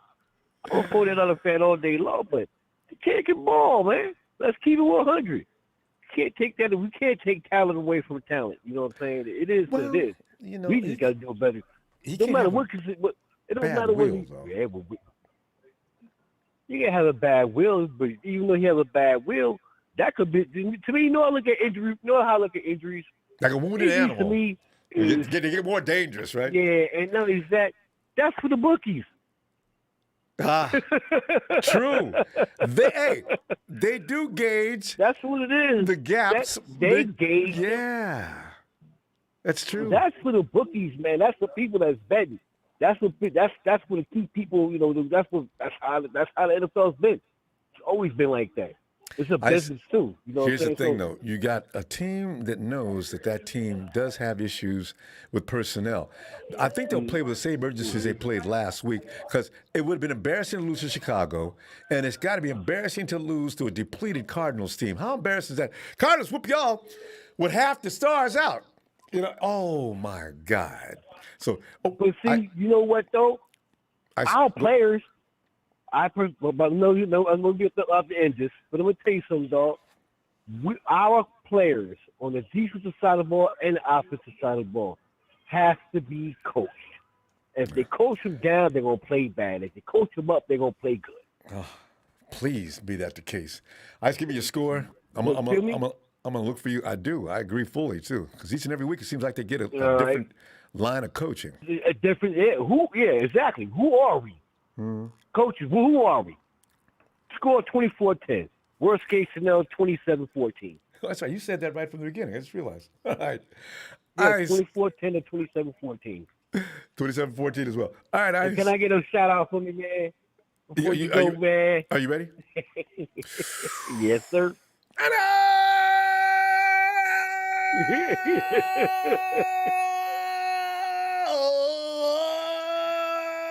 Ice, man. All right, man. And one more thing though. No, don't you? I better not catching that goddamn robe Sunday. And what? No. You know what? I'm gonna hang the robe over here though for good luck. I don't want to wear that. I was just doing that because it was early in the morning. I see you Sunday. I know, man. Later, bro. Later. Oh my God. Yeah, that robe, I got to tell you. I got to keep it in the room, though, because maybe it brought some kind of weird good luck. Hey, Frank. Bo. Frank, get in here, man. We're in there trying to figure out. What's up, Bo? Yeah, I'm telling you, man, it's like, I don't know. I want to know, because Vegas is already trying to make us, after they checked out, like I said, the bookies look at who's hurt and who's not. So, I don't know. What are you thinking, Frank? Give me some reasoning behind what you think. I don't have no prediction, Ron, but hey, I'm just gonna watch the game, man.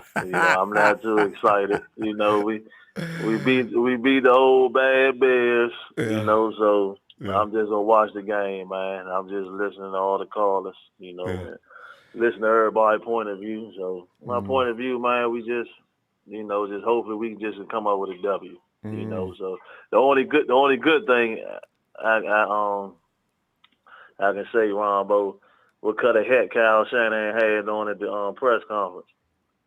Hey, yeah. But that's not the winning hat, is it? Is that the winning hat? I think it's not. I think it's the other one. It's the one. It's the snapback, but I think it's the one with the net, the white one with the net in the back. It's the white one though. It's white though. With the red, writing. It's white. Yeah, it's white, but it's with the net in the back of the hat. That's the win. That's the winning cap. Yeah. Okay. Because Kyle, for some reason, he still wore a white hat though. So. But for some reason, he refuses to put on that winning cap. I don't know why he won't do it. I don't know why. But I think we should. I'd like to get Odell though, Ronbo. Yeah. How come? I think it would be a good move. Okay. I think it would be a good move. I mean, I believe you have Odell, Deebo, I mean, John Lynch said, he's not ruling it out. They're looking into it. They're looking into it. You know they're going to look into it. But, I mean, are they going to be serious into it? Or they're just down there shopping, Yeah, you're right. So in that's the department store. Yeah, you're right. Yeah, in the department store, they bring no money. I'm just looking around. So I keep wondering where they're at because the word will get out. John Lynch and Kyle Shanahan did look into the Odell situation. But as you know, they're number 12 on the list. I might be wrong on that. It's the pecking order. We can't just go get Odell. He's got to be, if they release him, it's all about who gets first dibs. He already released. They already released him. I thought they were going to do it Monday. Nah, he released. Oh, he is released? I was watching, he released today. They released him today. And he's still free. I was watching Undisputed, Skip and Shiner. Yeah, he was, they released. They say he was released. Okay, today. They released him. Keep your phone open. You go get a notification in the middle of the night. I guarantee you, that's the way it goes. Yeah. All of a sudden. I mean, they keep throwing Kansas City. Like the teams they saying Kansas City, Green Bay, or Oakland. But I don't think he want to Green Bay. I don't think he want to be in the weather, that type of weather. It's cold. And he don't want to have to deal with Devontae because Devontae's still Aaron's dude. I think so. I don't know, man. If it was me, I would get him. I don't see no problem with getting him. What kind of conditions? Would you give him conditions and maybe an ultimatum type of thing? Like, listen, OBJ, your talent. I got respect for you. As far as I'm concerned, you're one of the top wide receivers in the league. What I need from you is a feel-good feeling. Let me know you're going to come in and mesh with the team.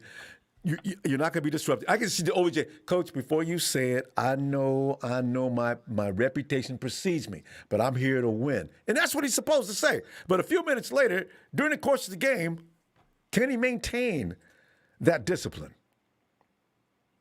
I mean, only way we know, you got to try him out. I mean, bring him in, see where his head at, talk to him. I just think he wanted to get out. He never wanted to be in Cleveland. Anyway.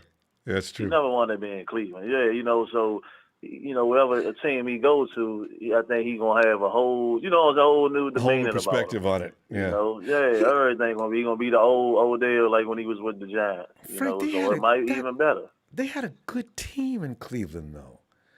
I mean, maybe they ran the ball too much. But Baker kept trying to force him the ball, though. So you can't, the same thing with Jimmy be doing with Deebo. But see, the Cal can... He had two good receivers. You had OBJ's good buddy over there, too. That boy can play, too. Landry. Yeah. Landry. Why they couldn't make that work? And I got that running back. You got two hardcore, damn good running back combo. So I'm trying to understand what happened. And then he got hurt, though. No, sometimes it just didn't match. I think Baker was more so trying to be his, he buddy, his friend, star power. Odell more of a star power type of guy. Hollywood. That's why he wanted to go to L.A. so bad. I know. He can get involved with all the L.A. funds. Yeah, so. But his father made a tape saying that Baker froze him out. But Baker was surprised he said it. I met his father. I don't understand. No, he put the tape up there though, showing all the time he missed it. He overthrew him, or he was open Baker, right here. Yeah, Baker can't throw it. His arm is hurting. Anyway, But Baker played better when Odell was out. He's gone. You know right? what I'm saying? That's last year. He had his best year. Because he's going through all his progressions. He's not just pinpointing. And you're right. Jimmy's got to do the same thing. Frank, we're running out of time. Yeah, Frank is just put down watching for Frank. He's just watching the game. I mean, I'm just put down W, man. I just hope we win, man. I'm not, speculate or say the score gonna be this, score gonna be that. Just hope we win. That's all. All right. Have a good one, Ronbo. Love you, man. Faithful, man. Everybody be safe. Have a blessed one. Okay. We will celebrate that W too. I'm telling you. All right. Have a great night, Frank. Yeah. Hopefully. You too, buddy. All right. There goes Frank. See, that's how you avoid disappointment. You just say, I'm just going to enjoy the game and hope we get a W. A lot of people do that. You don't be coming in any scores because then you get your feelings hurt. Hey, Steven.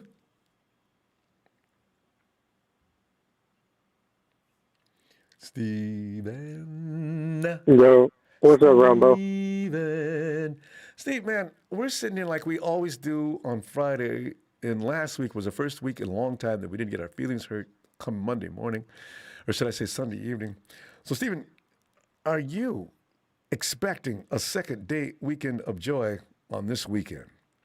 The first weekend of November, turkey time. That's the thing. Is Kyler going to play? See, they keep playing with us about that. But, Stephen, if your quarterback doesn't work out all week long, you don't know anything about the game plan, I don't know how he's supposed to play. Now, hear me out on this. Have we ever seen Kyler Murray be stationary in the pocket and throw for good yards? There it is. Steven's got the question of the day. Ding, ding, ding, ding, ding, ding, ding, ding, ding, ding, ding. Have we ever seen him be stationary in the pocket and do well, or do we always see the same Kyler Murray running around, messing up everybody's defense? So this, and we also got to remember, D-Hop's not playing. And A.J. Green and then J.J. Watt is not playing. Yes, indeed. Chandler Jones can only do so much. Buda Baker can only cover so much. Yes, indeed. Now, A.J.'s on COVID, by the way. And they got coaches on COVID, too. Add all that stuff in there. It's looking really bad. It's looking real bad, but it's looking good for us because we're getting everybody back potentially. Yep. Except for Jalen Hurd. It looks, don't get me started. We're not going to talk about Jalen. That's a forsaken name. That's a cursed name in the book of the 49ers. No one says that name anymore. We don't know who that is. And not only us, nobody, the media, the coaches, nobody mentions his name ever. Nobody. The only Jalen I know of is Jalen Hurts. That's it. That's the only Jalen I know right now. But let's talk about the whole speculation about OBJ wanting to be a 49er. All right. And why I think it would benefit us in a way. OBJ, even when he signed with the Browns, did not want to sign with the Browns. Yeah. It was a straight cash grab. There was nothing going for that man. Nothing.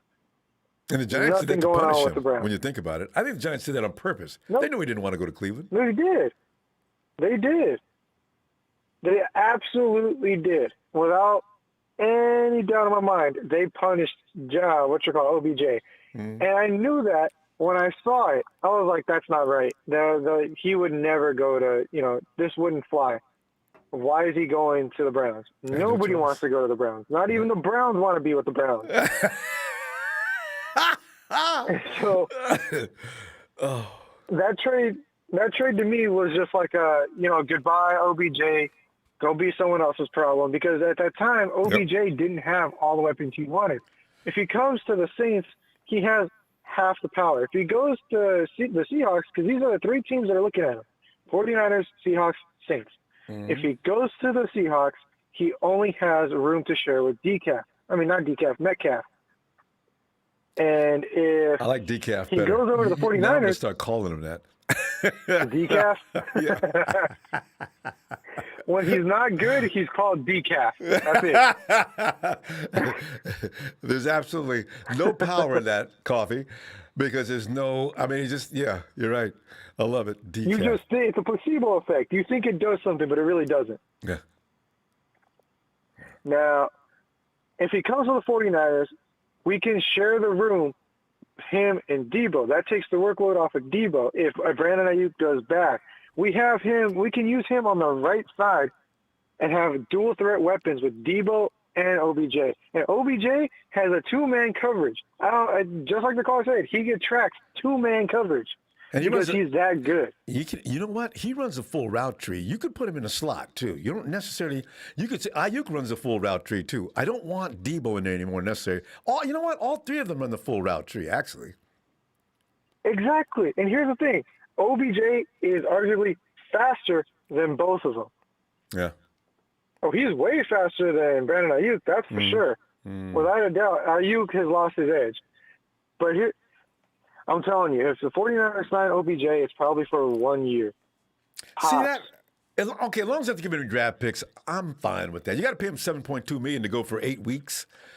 What if you get into the playoffs? Is what I'm thinking. Then it pays off. Well, Ronbo, this is what I'm thinking. We pick up OBJ. Let's say he outdoes Deebo and he outdoes Ayuk. He's the best wide receiver on our roster, right? We can use him as a blue chip trade to get more draft picks, to recover our lost assets. If that's not the case, and let's say he outshines everybody on that team, he just kills it, no drama, no problem, right? We can trade anyone else and recover more draft picks and keep OBJ. If OBJ outshines everybody on the roster, he is not going to be the one traded. We got it. You can get a hell of a lot for Deebo, but bite my tongue. I love me some Deebo. I don't want him going anywhere. But then now you got OBJ and Ayuk. I'd be bothered by that. I don't want to. I'm sorry, fam. I was just saying. It was just I didn't. It wasn't real. I didn't mean it. I take it back. God, ew. It's just, it's that. And when you think about it, Ronbo, the possibility of OBJ on his roster is nasty. Absolutely nasty. It's unfair. It's like Devontae Adams and D-Hop sharing the same team. Okay, but remember, we're not that high on the pecking order. Other teams have a chance before we do. But hopefully, if we get a chance, and he is there at 12, 13, wherever we take it. Steven, we're going to run out of time. Let me get your score. But you give a lot of food for thought. Ronbo, it's gonna be a close game, 22-18. Wow, no, 21-18. 21-18. That's another Robbie Gold game. All right. It's gonna be a soccer game, but I'm gonna say it with a grain of salt. If I feel like we're gonna get some pass interference calls, I feel like we're gonna get some penalties, but it's not gonna be as bad as it once was. Yeah, it better not be. They're supposed to be working on that. All right. All right, Steven. Good stuff. I'll look for you Sunday and see if your score is absolutely right. All right. All right, Ronbo. I'll see you. Okay. I don't want a close game. I want to be able to sing "Ooh La La" midway through the fourth quarter. You can't do that anymore. You got to wait to the last minute or so, and the 49ers will take a knee, and they are now at 500. Ellis! Ronbo. Ellis. How you doing tonight, fam? I'm chilling. Just moving and shaking a little bit, fam. How you doing? How you feeling? Well, like you do on Fridays, man, because the game is worrying me, man. Because it's like we put ourselves through this every week. It's I don't know if it's healthy or not, Ellis. Because the 49ers, I expect them to. We look at everything, and you could point it all out. We look at everything, and it looks like they should come away with a win on this, right? So, Ellis, what are you thinking? Man, somebody do something with Texas boy up in here. All right, go ahead. Yeah, Texas. I just texted in the chat. I said Texas boy equals TB and which is AKA toilet bowl. So y'all do what you want with that. Flush. But anyway. I can't believe yeah, it. man. Well, the Cowboys are doing well. So he's got to come in here and we got to put up with this. he's got to sprinkle whatever fecal matter he can around up in here. That's all right. They'll be going south soon. So. Yeah. Anyway. But yeah. Ronbo, it's ours for the taking. Like I said, man, everybody's been taking advantage of us when we got our star players down, and so we don't have any D-Hop. We definitely don't have J.J. Watt. And if we have a feeble, Kyler Murray, it's going to be, too many things working in our favor, and we definitely need to take advantage of it, just like everybody pretty much tries to do us every time when we got guys missing, and there's continuity lacking, and consistency, because of key players being out. So we just, like I said the other night, let's return the favor. Even if they had all those players, I mean, we still be looking good. I mean, look how we would have beaten them even in the last game if we could just get a few different couple plays mistakes back, and just a couple minor mistakes, and they had all those players there available. So. And what if Trey would have got in when he was going down there to slam into the end zone, and he stopped him at the half-inch yard line? You know what I'm saying? All his ass had to do was just jump over the line. Jump high over the line and let him hit you while you're in the air. I mean, and then you're going to get in the end falls zone. over the end zone, right? But those are things he'll know next time. That's one of those experiences that he'll say next time. Okay, next time I know what to do about that. So. Anyway. Yeah. Watch some. Watch some tape from the other young guys, the other quarterbacks that are in the league. I know Deebo said he didn't watch much Jerry Rice, but, it would behoove a lot of these young guys to start, looking at their elders, watching guys that came before them, other guys alike, you know what I mean, instead of, having their head up too high in the clouds to where, they're not seeing things as being teachable moments, or looking at other guys as, being, pillars that they can also learn from, even if they are in the same age bracket or whatever. You can learn from everybody, man. You never stop learning. So hopefully guys will start getting that about themselves. Go ahead. But he may have had a different idol. I doubt he just went along blindly, not noticing some of the greats. Yeah, he's younger. Because nobody does. So yeah, he's younger. That was more, my era, and people like, maybe older and stuff like that, older than myself as well. And Jerry Rice and those guys were my era. Yeah, because I wonder, Deebo could not have just patterned himself after himself. I do wonder, though. It's a good question, though. Who did Deebo look at to pattern his game behind? It might have even been, what's his name, that we had. What's that power guy that we had from Baltimore? We got him from Baltimore after we lost that Super Bowl the next year. Oh God, his name's right on the tip of my tongue. But you know what I mean. He's like, oh man. Anyway, you're not talking about. Oh, you saying way back from Baltimore? You talking about Anquan? Anquan. He reminds me of a faster version of Bolden. Deebo's power. If you go guard me, better bring some help. That's Deebo. So. Yeah, I love me some Anquan Bolden, man. I used to lose my voice every time, man. He was in the game because he didn't give a damn. He was running you over. He was catching the ball. He wasn't just taking them down. He wasn't going down easy. Shout out to Anquan Bolden, man. He brought some major inspiration to the team. And them guns. Boy, Anquan had some guns, didn't he? My God, yeah, he was swole. Yeah, he was swole, man. I loved him.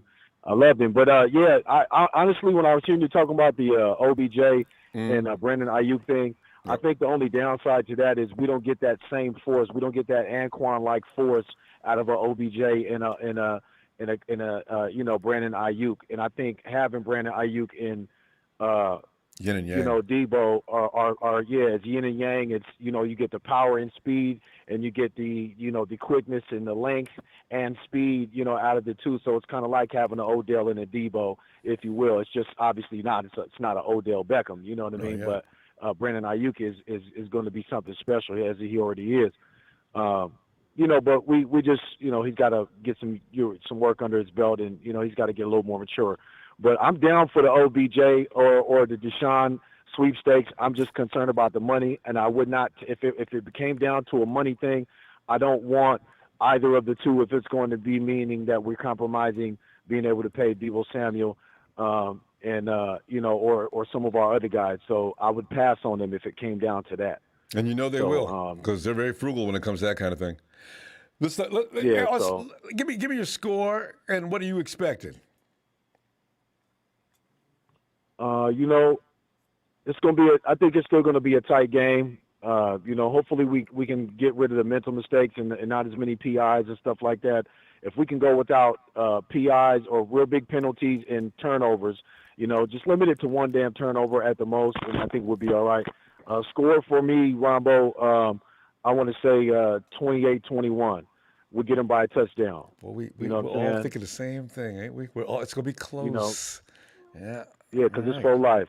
You know what I'm saying? So, that's all I got to say about that. All right. But, peace and love, Brother Ronbo. And I'll be at the game, too, fam. I know you. You want to drop your link? I'm going to be. Yeah. Send me some. Send me. Email it to me because my Instagram is tripping, and I don't know if my Twitter is tripping either. But just one thing, though, Ellis, do you have old-fashioned earphones, though?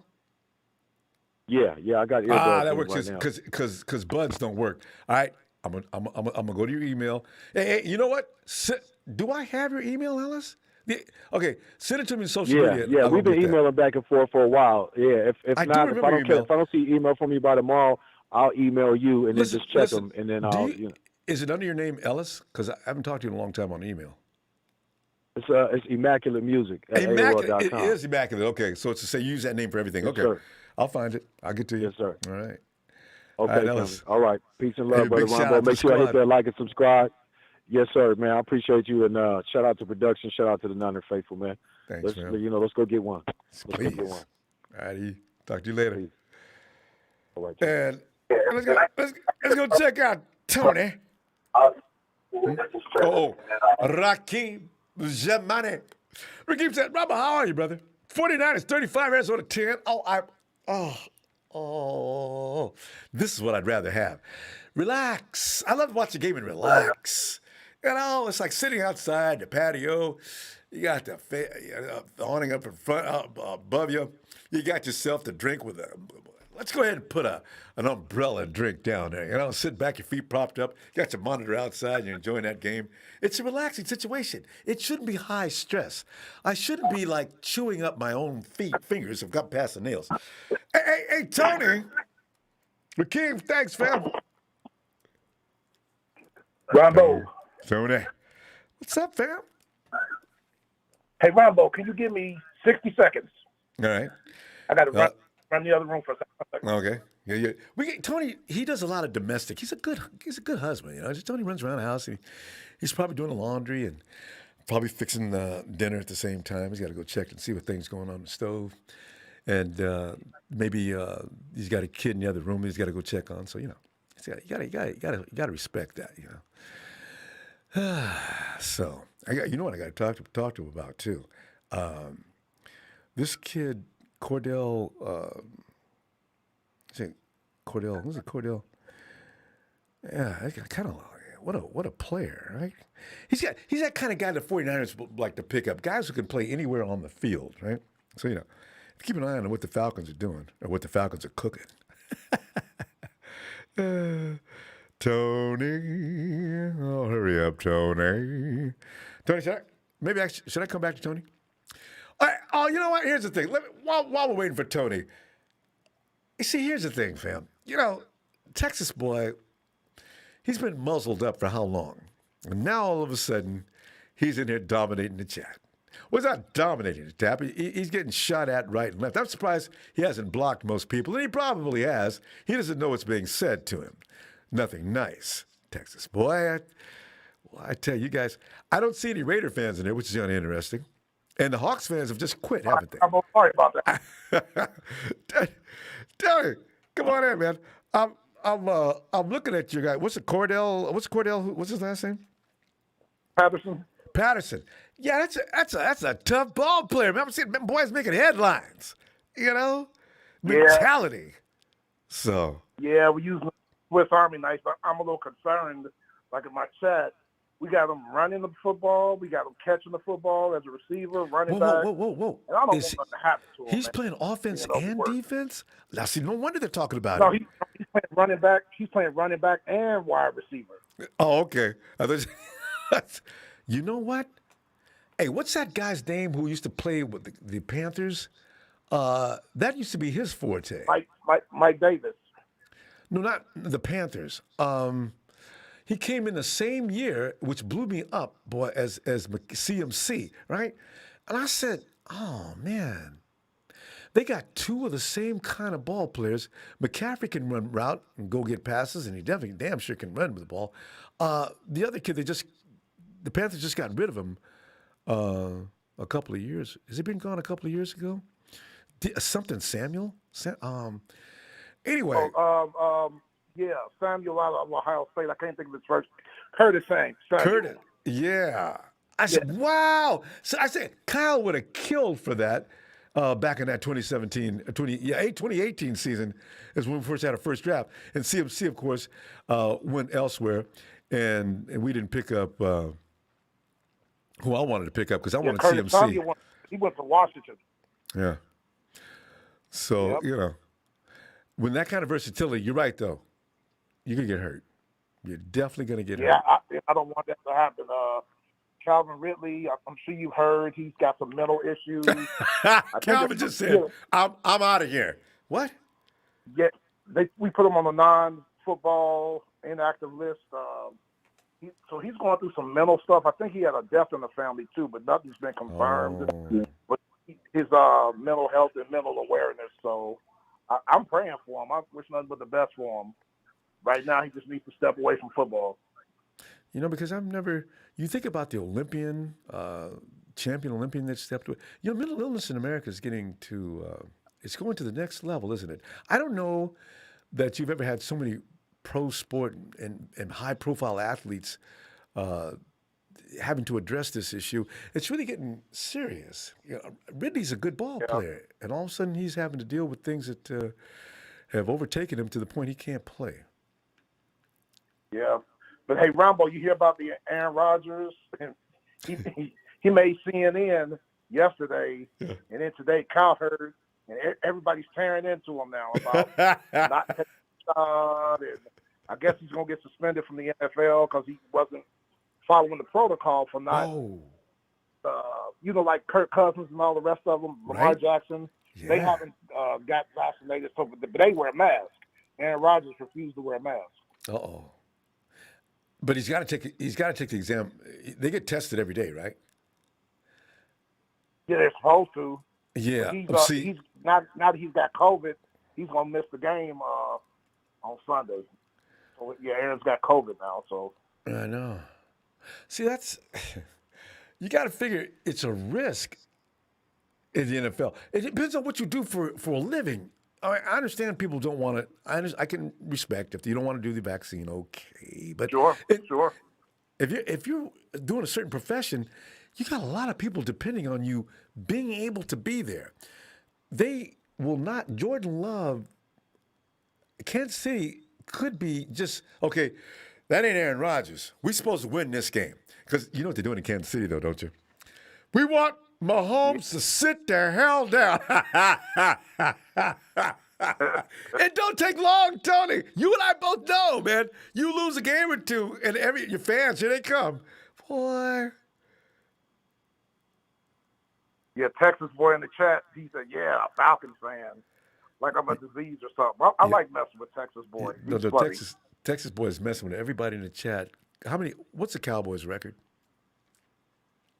I think they're 7-1, but Ronbo, to me, they peaked. The Cowboys are finna get theirs. They finna get theirs. I'm gonna be laughing. I'm gonna be at the front of the line laughing. Because if Dak comes out there and plays and re-aggravates that leg, that's the beginning of the end right there. I understand that backup quarterback's not bad, but he ain't quite Dak. Well, I'm looking forward to this. So, I forgot who they played. I think they played. Who did they play this Sunday? I forgot who they played. Don't they play Dallas? Next Sunday, we go there next. Who did Chiefs play this week? Chiefs play Green Bay. They play Green Bay. Yep. In Kansas City.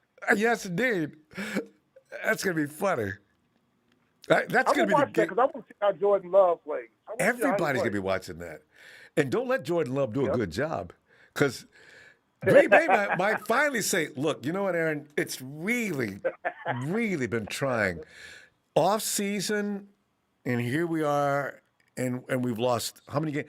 Has Green Bay lost? How many games they lost? Are they 7-1 too? I think they're 7-1 also. Yep. Yeah. So now what if they come up 7-2 now, and Aaron didn't make it because of the reasons he missed the game? So, the owner, what's his name? I don't know. I can't. His name starts with a G. The general manager. Jerry Jones. No. For Green Bay. Yeah. Yeah. I forgot his name. Yeah, he's probably saying things like, Aaron, it seems like the ball's in my court now, isn't it? Now you've manipulated the fans and got the hearts and souls of everybody around you. And now, Aaron, you're not going to be able to play this week, are you? And we ask you to get a vaccination, Aaron. It's not about your beliefs or anything like that. It's the fact of the matter is you're a professional in this league, the NFL, and we need for you to be on the field. Now, if anything's going to possibly cause a setback, then that's on you, isn't it? So you know how owners and managers are, they're gonna get, and then him and Aaron are gonna break out fighting right there in the office. Yeah, you're talking about Mark Murphy. Just remember this name, Mark Murphy. Yeah. Oh yeah, because Aaron was trying to get the other guy. There's another guy that it's a German name. I think he was trying to get the guy fired. Gutenkurs. Yeah, Gutenkurs, something like that. Yeah. I think Aaron wanted him fired. Yeah. That was one of his ultimatums. I'm not coming back until you get rid of him. Yeah.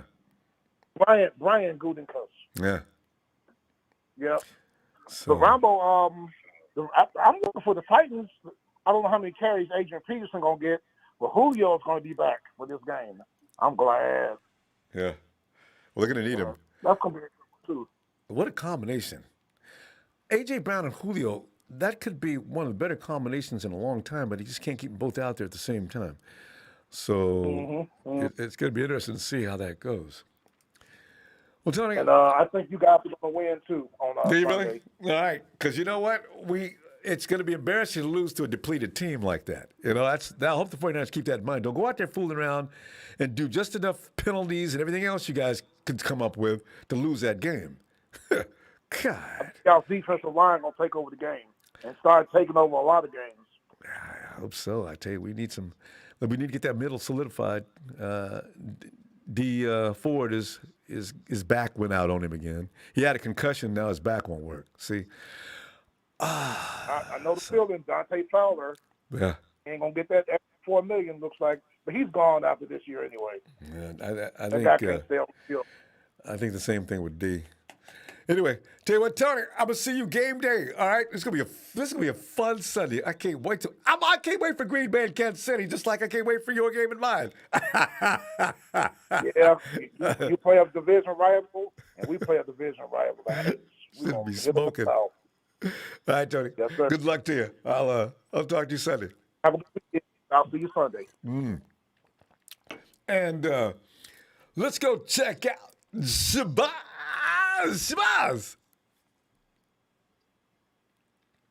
Ronbo, what's happening, baby? Hey, Bob, I'm looking at this win coming up, man. You know what I'm saying? Because, the thing is, the more I think there's a lot of pressure on the 49ers, because you know how the league is and you know how fans are. Man, 49ers couldn't even beat the Cardinals with half their force gone. How'd they go do? Shabazz, what's going to happen in this game, man? Oh, man, this is light work, Ronbo. Just like I told you Light going work. to Chicago, okay? Whether they depleted or not, okay? We gonna handle it, and you know what? Yes. Kyle's going to get back to his swagger, and we're going to do what we do to the rest of the NFC West. I like it's going to be ground and pound. I keep telling everybody that. Ground and pound, as it should be. Okay, Cedric's coming back. We don't know if Elijah's a go yet, but we're going to run that ball on him. We're going to run that ball on him, and I got a prediction. What's that? We might get a player or two from Trey.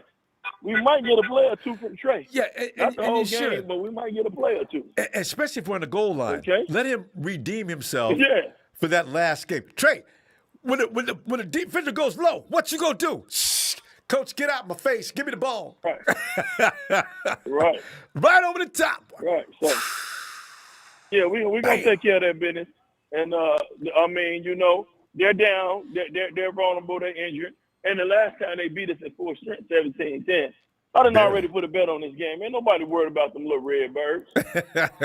And kind of one of his wheels is broke too. Red birds. You know?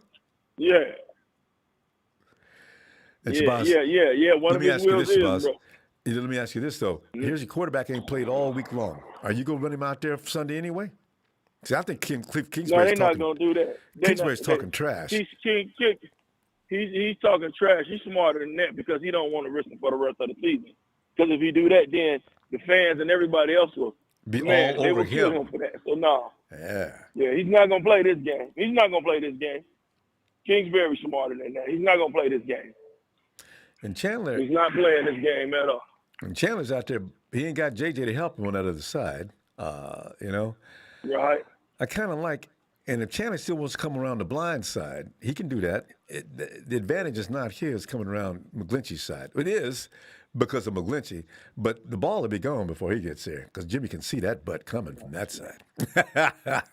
So, you know, I like this game too. I don't want to say too much because every time I get excited about us going to win, I said we was going to beat the brakes off of Philly, and that game was so close it made me want to scream. But wait a minute. Who the one told you we wasn't going to beat the brakes off them? I did. Remember, y'all came and y'all got mad at me and was like, why you messing up our 50 burgers? I don't want to told y'all that we weren't going to beat the brakes off Philly, remember? But Shabazz, and ever since everybody else has been beating the brakes off of Philly. So it doesn't make no sense, Liners. God. It happens. But you know what? We can't trip on that. We can't hang our hats on that. We're going to take care of business. We can get this division win that we need, get back to 500 that we need, okay? And like you said last week, I didn't get a chance. Okay, when Jimmy does good, Jimmy needs to be patted on the back. When he done bad, he needs to be said he done bad. So I think Jimmy gonna have a good game. I think he's gonna have a good game. You know, I think he threw for 2 touchdowns. Yeah. And my final score on this one, Ronbo, is 27-18. There you go. We're all around. I don't think we've had one person I think say 31. We're all around 20-something, and we're not going to give them a lot of points. And why not? Colt McCoy ain't going to run that offense like Kyler, especially with less weaponry. I like that. I mean, yes. Yeah. 27-18, and we get the win, and then I'm going to check back in with you, Ronbo. Shout out to you. Looking forward to that. Shout out to my people in Memphis, the Memphis Empire. Shabazz always send him a shout out. Shout out to my man Lee and SoCal, and I'm gonna get with you later on, Ronbo. All right. Bang bang, not a game. Looking forward to that. Shabazz, just have a great old night. All right, fam. I will, Ronbo. There he goes, my dude. And let's go up here to T-Flow.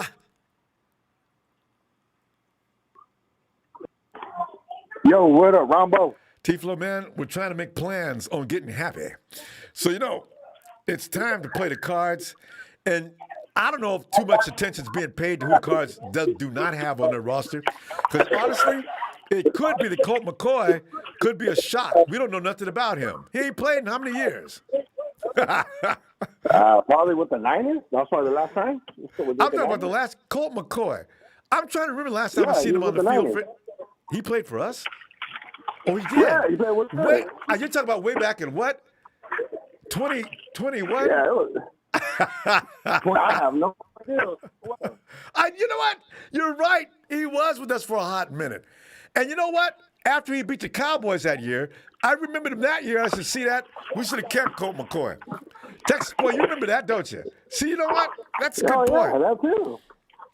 He's played since then, though. He could beat us, though. The only way he can beat us that he has going for us is that we're playing at home. We don't win at home.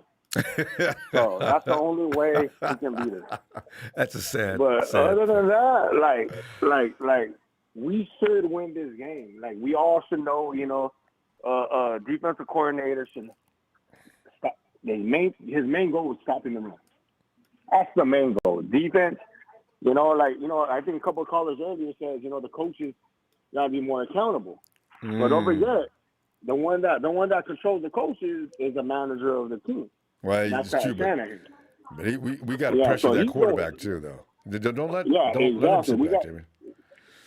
yeah, we got to do all that, but don't forget, Kyle Shanahan is the one that's in charge of everything, not just the offense coordinator. He's in charge of everybody's production, D-Flow, everybody's development. let me ask you this though: have you ever been in a managing position? Yeah, the baseball. Did you have people like underneath you that you wanted to take in the back and just beat him to death? You know what I mean? Because like I wonder sometimes, you know, because you got to tell I your got people. that old school in me. You know what I'm yelling saying? at them. Yeah, I got that old, yeah. So it's not always that way. You know, I hired D'Amico. I trusted him. I hired this coach. I trusted him, and I believe in him. And he's letting me down. You know? But you got to oversee it. No, but you got to oversee what you want, because with me, when I coach the baseball, I'm telling you what I want from my position coaches who coach into of the correct way of how to teach them, how to feel. Same thing for outfield. When it comes to pitching, I know a little bit about pitching. I know basically at what age they should throw. It's the same thing for football. All right, you're supposed to oversee everybody's development. You're supposed to see like Brandon. Like I said at the beginning of the year, we got it. I think it was like week 2 or week 3. I'm like, we got to get somebody else incorporated other than Deebo, because Deebo gets hurt. You know, like he's a physical athlete. He gets hurt. So that's the manager's fault for not developing of whatever would happen with Brandon Ayuk. He said Trent Sherfield looked good. If you say Trent Sherfield looked good, dial up some plays, please. Deebo, you know what? I think he was saying that just to aggravate Ayuk. Yeah, but if you're saying it for everybody to see. You know, like everybody's hearing it. Because we haven't seen Sherfield. How many times have we seen Sherfield? He's made about 3 plays week this one. year. Week 1, when he made that touchdown, week 1. And no, he's made a play. He made a couple of plays. I forget which game it was, but he made a couple of plays. But the main one. Yeah, but the main one is just a touchdown. That's the main one. Well, I mean, as far as being on the field doing anything, but yeah, he's not been very active. And besides blocking, that's all he does. Yeah. So that's what I don't get, because every good team incorporates more than three people. Right?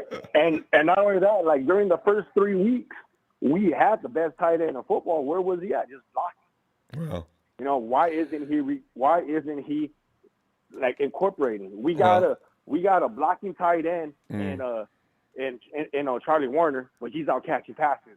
We got a receiving tight end who's, I don't even think I ever seen him drop a ball ever since he's with the Niners. And Warner and Ross Dwelly. Yeah. Ross Dwelly's a receiving tight end, and he's blocking. So it's like, where's the philosophy going on? You know what's really wild about Kyle Shanahan? Everybody wonders why everybody's always talking about how he's open this and that. Do you know that Kyle Shanahan has a speedometer on his players? And I think all teams have it, because when I heard about I forgot what team it was, they have the nutrition, they have the body, they have the body temperatures of how many hours they sleep. And you also noticed that Kyle looked at he wasn't running as fast or working as hard. That was one of the knocks on him early in the season. I didn't even know about that until I just found out about that today. I was laughing because, hey, wait, you guys put a speedometer on the players, this is what I find and out you can tell funny. how hard they run. Oh yeah, no, that's genius. See, but the thing is, my question I would ask him, all right, did Brandon Ayuk know what was going on, or were you doing tough love where he had to figure out what he was doing wrong instead of you putting him to a side? Hey, look, Brandon, this is what's going on. People, you know they're not doing that. Wes Welker, that's his job. Yeah, but what are they doing? No, it is Wes Walker's job, but the ones to incorporate it is the manager of the team. Well, to overlook it all, but I mean, the thing is, yeah. But he is being coached. I don't know how good a job Welker's doing, but he is definitely not just walking around there doing nothing. So yeah, and for the wide receiver of getting him, what's his name again? I can't even think of his name. Which one? The one from the Browns. Oh, OBJ. The one from the Browns. The one that got released. OBJ. Yeah, OBJ. Yeah. He's on waivers on Monday. Anybody who gets him is $7.25 million. Yep. So if we put a waiver claim on him, it's $7.25 million. So I don't know if we have the cap, because They don't. As far as that, we all know, Pragmarate. Supposedly he's a wizard genius, but he doesn't like getting big names. And you know what? I can really see him going to the Rams for some reason. I do too. Hey, people think I'm kidding. I don't know how they're going to do it. But I can see it because because Von Miller is already tweeting out there. Hey, coming to LA. See, Von Miller. So I'm pretty sure they already have a plan of what to do. And Les Snead's the one who told Von Miller to send that tweet out. Listen. Yeah. Tell him how much you enjoy being with the Rams. Somebody says that. Because hey, go ahead. If nobody puts a waiver claim on him, then he's a free agent to go wherever he chooses. Well, you know what? We're down in the pecking order. We got a long list of people ahead of us to get the first shot at him. No, now, I don't know. We're not that long. We're not that long. We're in double digits. We're like number 15.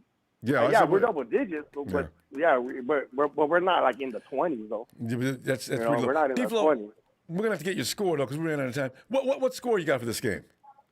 Oh man, this is scary. Like, because we should win easy. We should win at least like 28-13. But since we're playing at home, that's kind of tough. Because I'm gonna go because I haven't seen anything yet where the Niners can win at home. So I'm gonna keep it like really close. Where, like, let's say if Kyler Murray comes in, we're gonna lose by like 5 points. And remember, I don't know. Kyler Murray cannot escape. So I don't know if him can't play. Actually, him playing might be an advantage. He can still roll out. Because if he plays, he can still roll out, do the little jet sweep with Connor. But okay, so 28-13. 28-13, but that's quickly, what it should happen. But the way I say, since we're playing at home, it's gonna be like 18. Oh no, we'll go 17-16. No, 17-14 Niners. All right, D-Flow. Let us see what happens this Sunday. I'll be looking for you then. All right, Phil. All right, Ronbo. Have a good night. You too. Bye-bye. And I see Mr. Block Ice. He says 28-12. My Niners. We only allowed 19 points last time we played them, and that was a fully healthy team.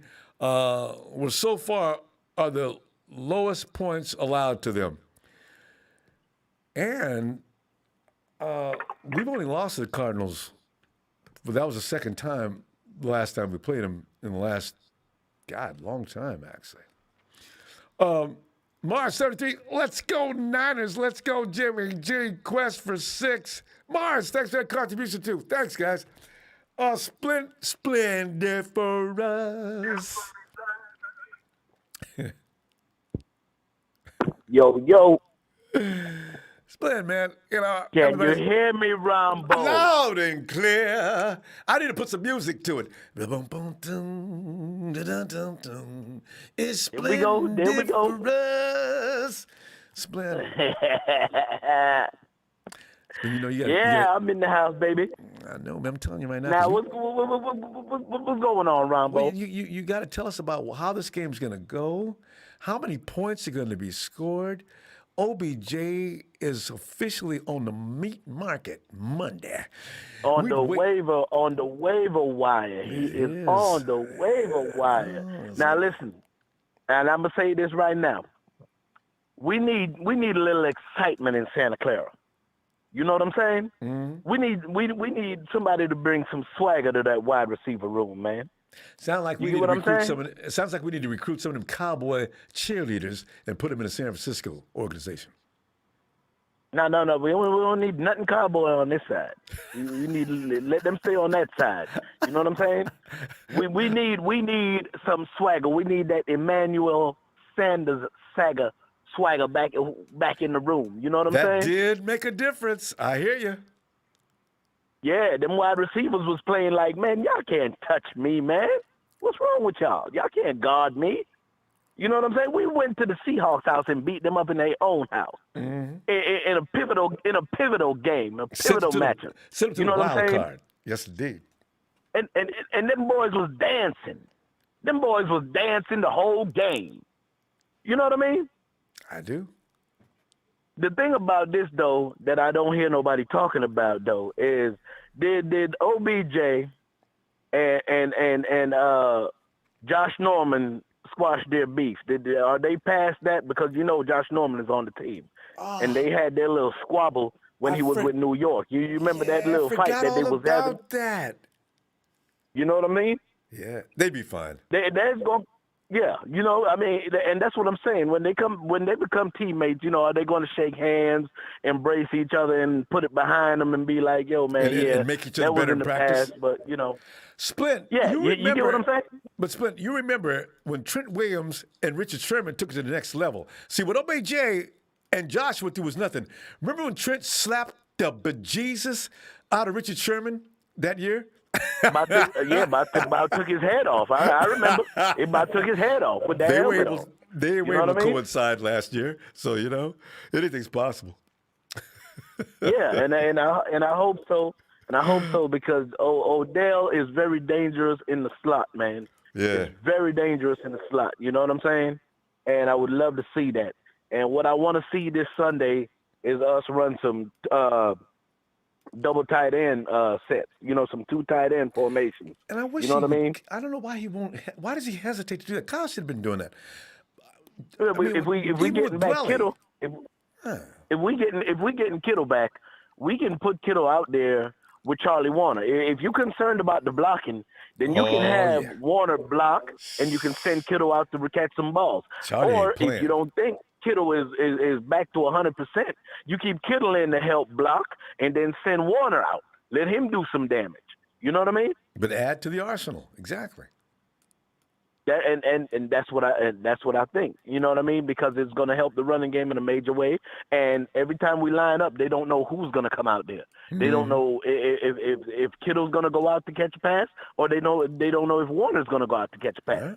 It might be Juice out the backfield. Mm-hmm. And that's what I want to see, because Juice got some hands. Yeah. Boy, when you get downfield, it could be a tough. The defender could be all over Juice. Juice is still coming down with it. Man, that's you know who got you know who else got some nice hands that make some impossible catches? Deebo.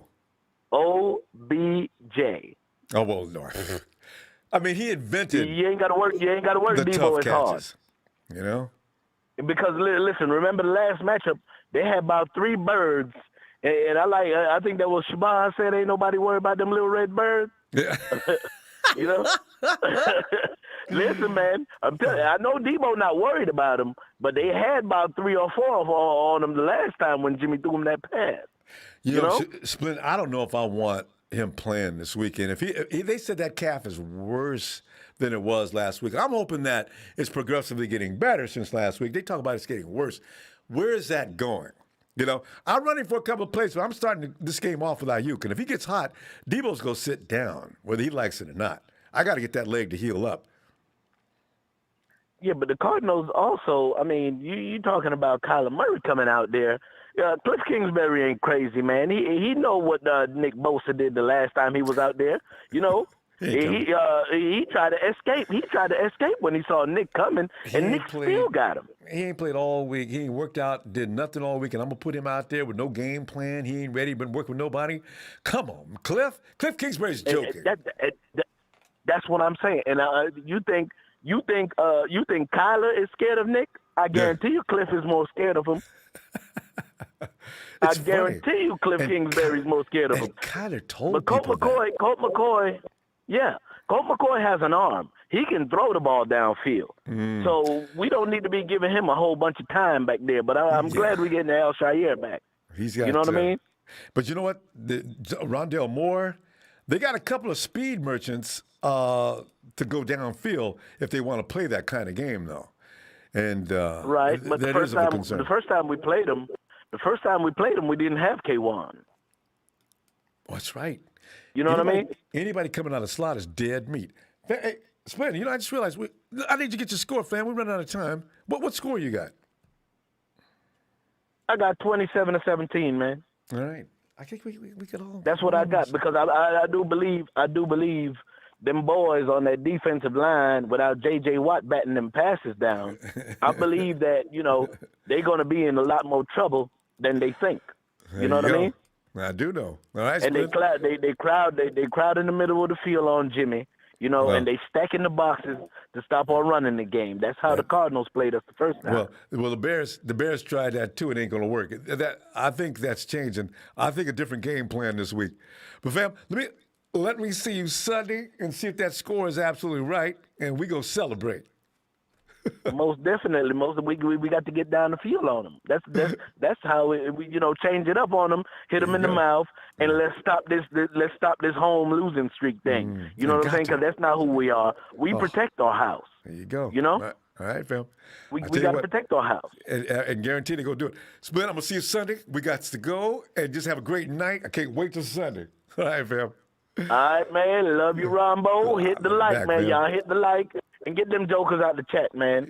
And work on Texas. But anybody see Texas play, take a shot at him. All right, folks. Most definitely. All right, man. I'll see you Sunday. Let me get a Niners shot, Ronbo. Oh, gosh, yeah. Niners!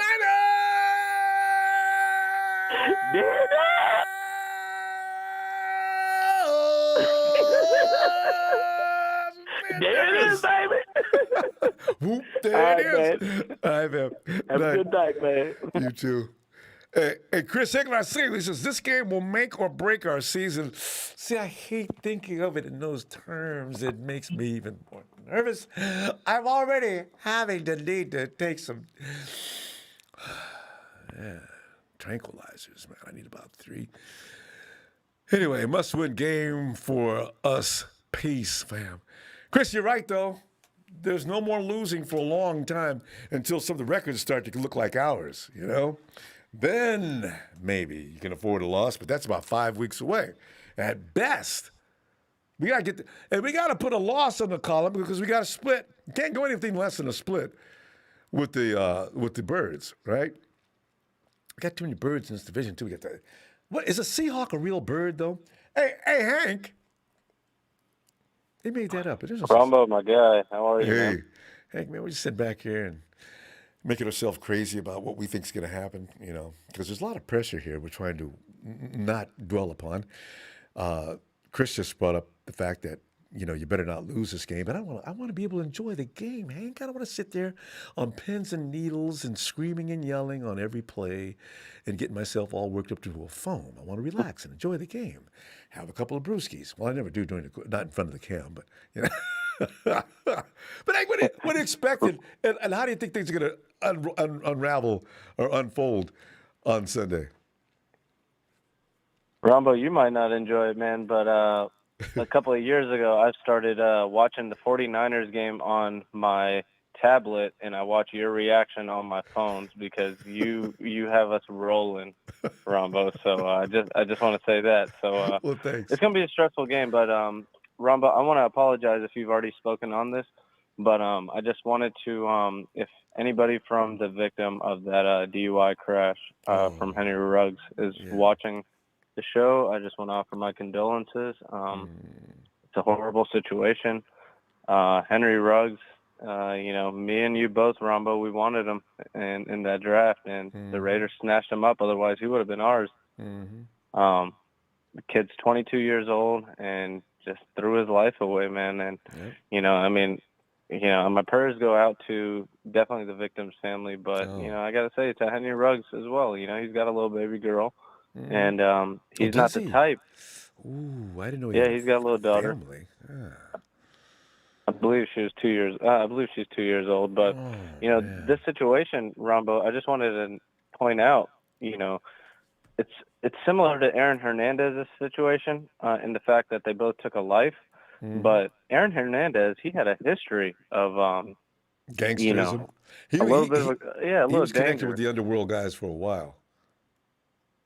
Yeah, and when he was in college, it's the reason he slipped up in the draft. But with Henry Ruggs, kid had a clean record, and he's 3 years younger than me, so this is kind of, and I've never drank and drove in my life, so I can't say I relate, but I mean, this is why I worry about. Is there anybody you had Minnesota Vikings wide receiver? Oh, I forget his name.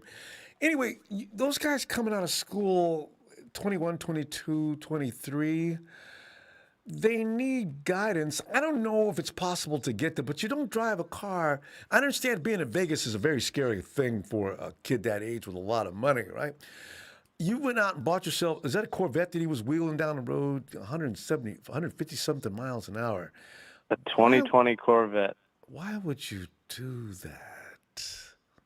The risk, I remember I just had a Z car years ago, and I got it up to like 120 as I was going across, it's late night, going across the Bay Bridge coming back into San Francisco. And my senses, I wasn't drunk though, but my senses came to me as I was moving at that speed. I said, you know what? If a mosquito hits this car, I'm going to lose control. Some people have, some of us have a good sense about stop it. And apparently he didn't think it that way. Of course, I was more than 21 though. 22. It's just crazy because 1 week ago he had his whole life ahead of him, and that young 23-year-old woman, she was on her way to become a, full-on U.S. citizen, and she was going to go to college for the same degree that I'm graduating with in December. So it kind of it's a horrible situation, but I mean, Ronbo, he's going to get prison time. I mean, especially in Vegas, they got laws. I read the laws on that. There's no probation possible either, or no. Yeah, there's no just pay a fine and go. Yeah, that's first degree. No. So not first degree, second degree, right? Or is it manslaughter? Second degree? No, drinking is a higher degree, so it's got to be at least second degree murder. From what I read, it's a DUI with, it's some word attached to it, but it's murder. Yeah. And he's a good athlete. He's a good ball player too. What a waste. Even if he got out of jail. Ronbo, I remember your reaction too when the Raiders drafted him. Oh, you were mad as hell, Ronbo. God, yes, me and about an army of people, including you, right? Because I said, and then we pick up Javon Kinlaw, but then we got Ayuk, and so I was okay after that. I just wanted a wide receiver in the first round, so Anyway, we got one, Ronbo, but getting back to our team, Ronbo. Before we I run feel out of like time. We only got a couple of minutes. Oh now, yeah, go I'm ahead. sorry, Ronbo. No, I'm sorry, Ronbo. Well, okay. all I want to say is, we don't got that many second chances left. We lose 2 more games, Ronbo. I think that knocks us out of the playoff race. So it does. I have a feeling you're going to be satisfied with the result on Sunday. Think so? A lot of people have been calling me negative lately, but hey, I think we're going to win this game. Kyle's back is against the wall.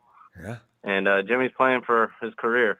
Yeah. So we'll see. What do you think, Ronbo?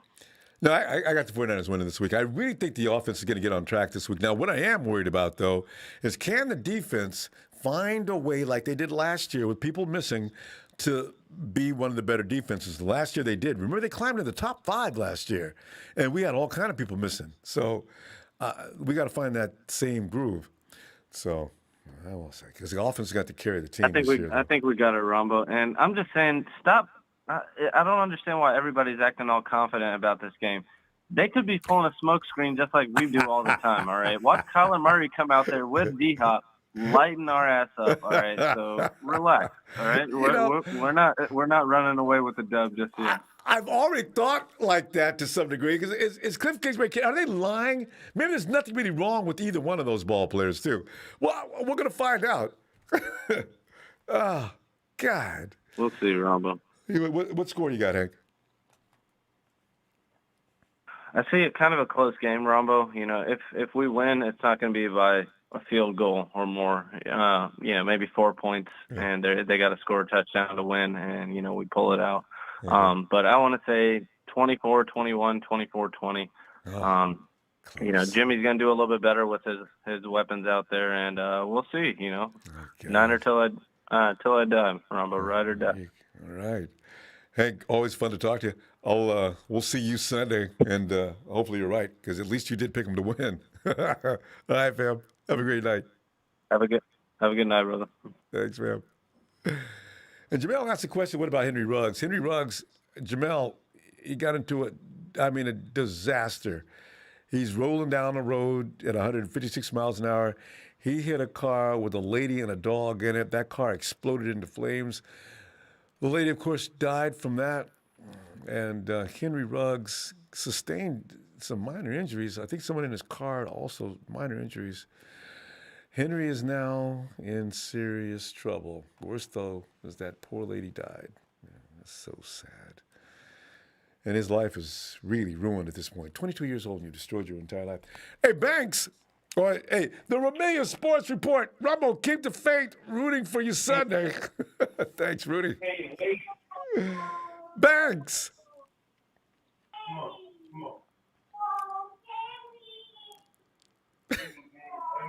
What's going on in Banks' house? Ellis, it reminds me of you. Banks! We come back. Let's get Banks. He'll hear us. He'll notice that if he looks back, he'll see the recording.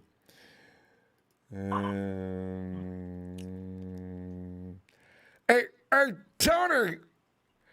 Is it from the land down under? Which Tony is this? Ronbo. Tony! It is Tony. Tony! So we're sitting here trying to make sense of what we expect on Sunday, Tony. And I always love to hear your spin on things. You know? And some people think they're lying, that D-Hop will play, and there's nothing wrong with Kyler Murray. Although, Tony, if you watched that game last week, Murray looked like he wasn't faking. That foot was hurting. And he didn't work out all week. So what do you think, Tony? Are we going to win this game? And your feeling about OBJ as well. I'll take OBJ. Otherwise, the Seahawks will, or the other ones. The Saints? But no, we call them the Rams. The Rams or the Seahawks. What do you call them? I love it. You know what? If the Rams have any more money left, Tony, there really should. I'm serious. There should be an investigation launched. That's not even possible. When did they get $7.25 million? God. I'd take him just because it'd spread the field a little bit. Take a. You know what I mean? Yeah. It'd make the other teams a bit weary. It was like when we had Richard Sherman. You go to sleep on him, and then he comes up with an interception in a crucial game. Mm-hmm. Most of the time, he was getting beat, but like he did come up trumps in a few plays. Mm-hmm. But as far as our team goes, I think the only improvement we need to do from last week's game is there was a few drop balls and a lot of missed tackles. So if we can just clean that area up. I forgot about that. I did see that. I was screaming and yelling at the time, too. What is weak sister tackling, guys? Yeah, that's right. And I think if we can clean that area up and the drop balls and spread the ball out during the game, so it's we're not just targeting one or two guys. Mm-hmm. I think we've got a really good chance of beating them. Yeah. Because we've got I don't know if they're going to play. Is Wilson Jr. back? You see, they won't announce he could be eligible to play. He's got a couple of workouts in this week. It's been a long time, though, Tony. Do you put him out there right away? Elijah Mitchell may be nursing a rib, but what are you going to do? That's a tough question. Well, he's 10 yards out. That guy's straight money. You know what I mean? Oh, He's I a know. bulldozer. God, I'd love to watch him. I'd play him. Yeah. I'd play him. You know what I mean? And OBJ, like I said, he just add a bit more spice to the team, and people still have to respect him. I mean, he's a veteran. Yeah. You know what I mean? Just got to get up to speed this offense. I believe that would open the game up for us a little bit. You know what I mean, with the other guys there, because I don't know. You can only double team so many people. Yeah. Yeah, you double team 11 Kittle, guys. we double team OBJ, and it leaves the rest of the guys to run right. You know what I Well, mean? you know what, Tony? That's a good point, because you double team OBJ and he draws that kind of thing. You'd better double team Deebo, or he's going to destroy you as well. George Kittle, if they decide to send him out on pass patterns, now you got a problem. I like. Yeah. You know what I mean? You've spread the field. You know, like just on that factor basis alone, I'd take him, and I'd take him just so the Seahawks can't get him.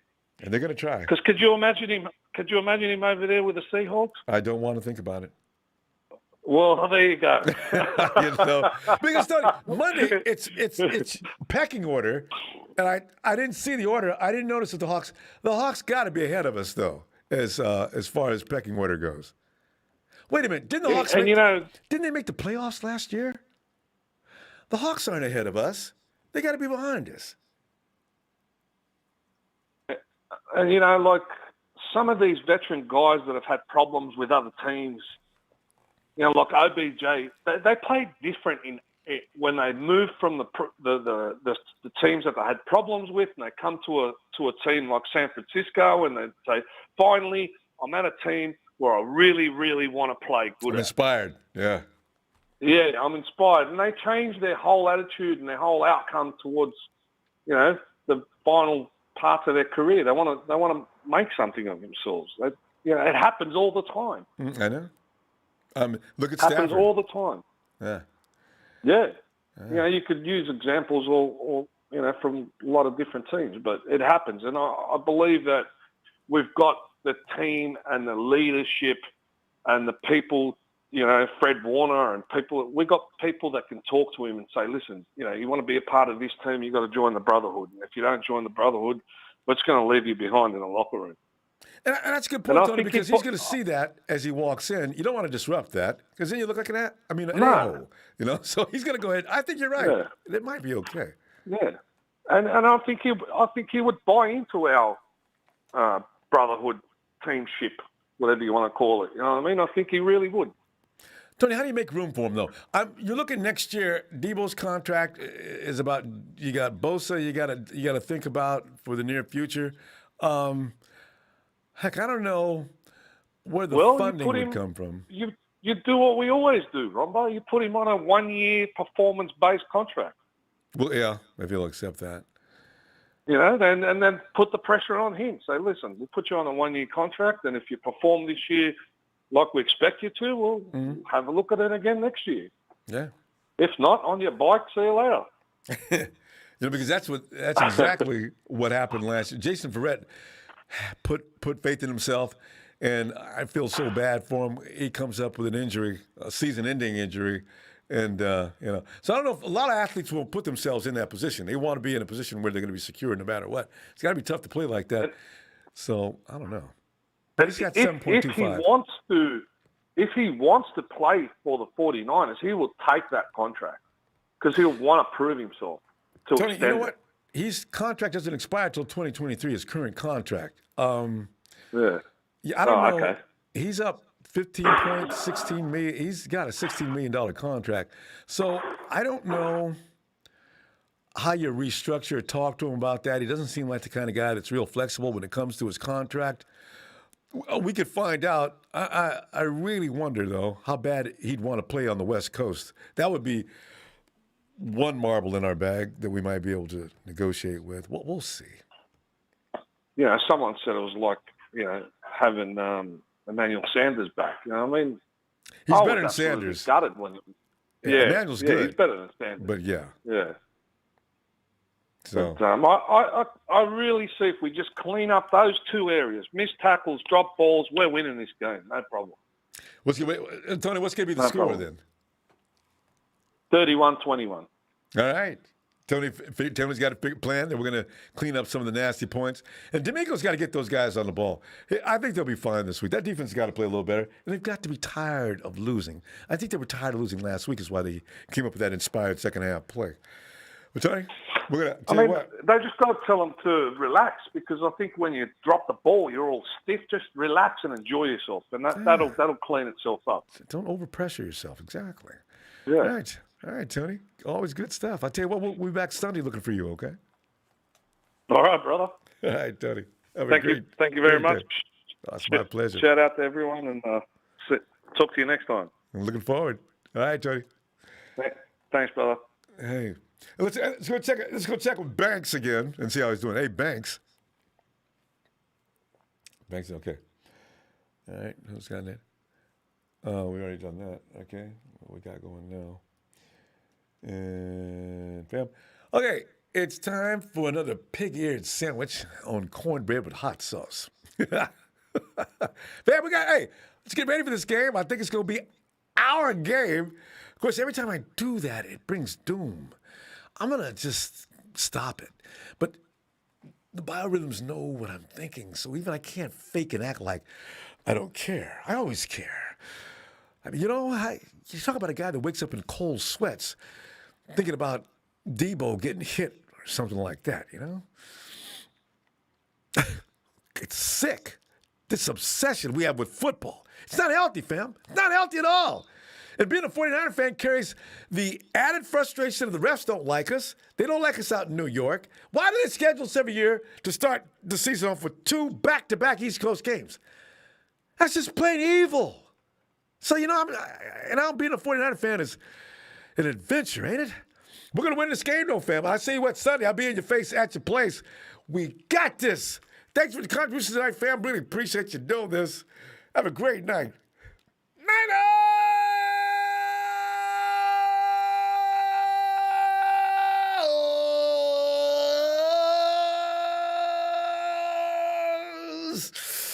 4-4, baby. Here we come.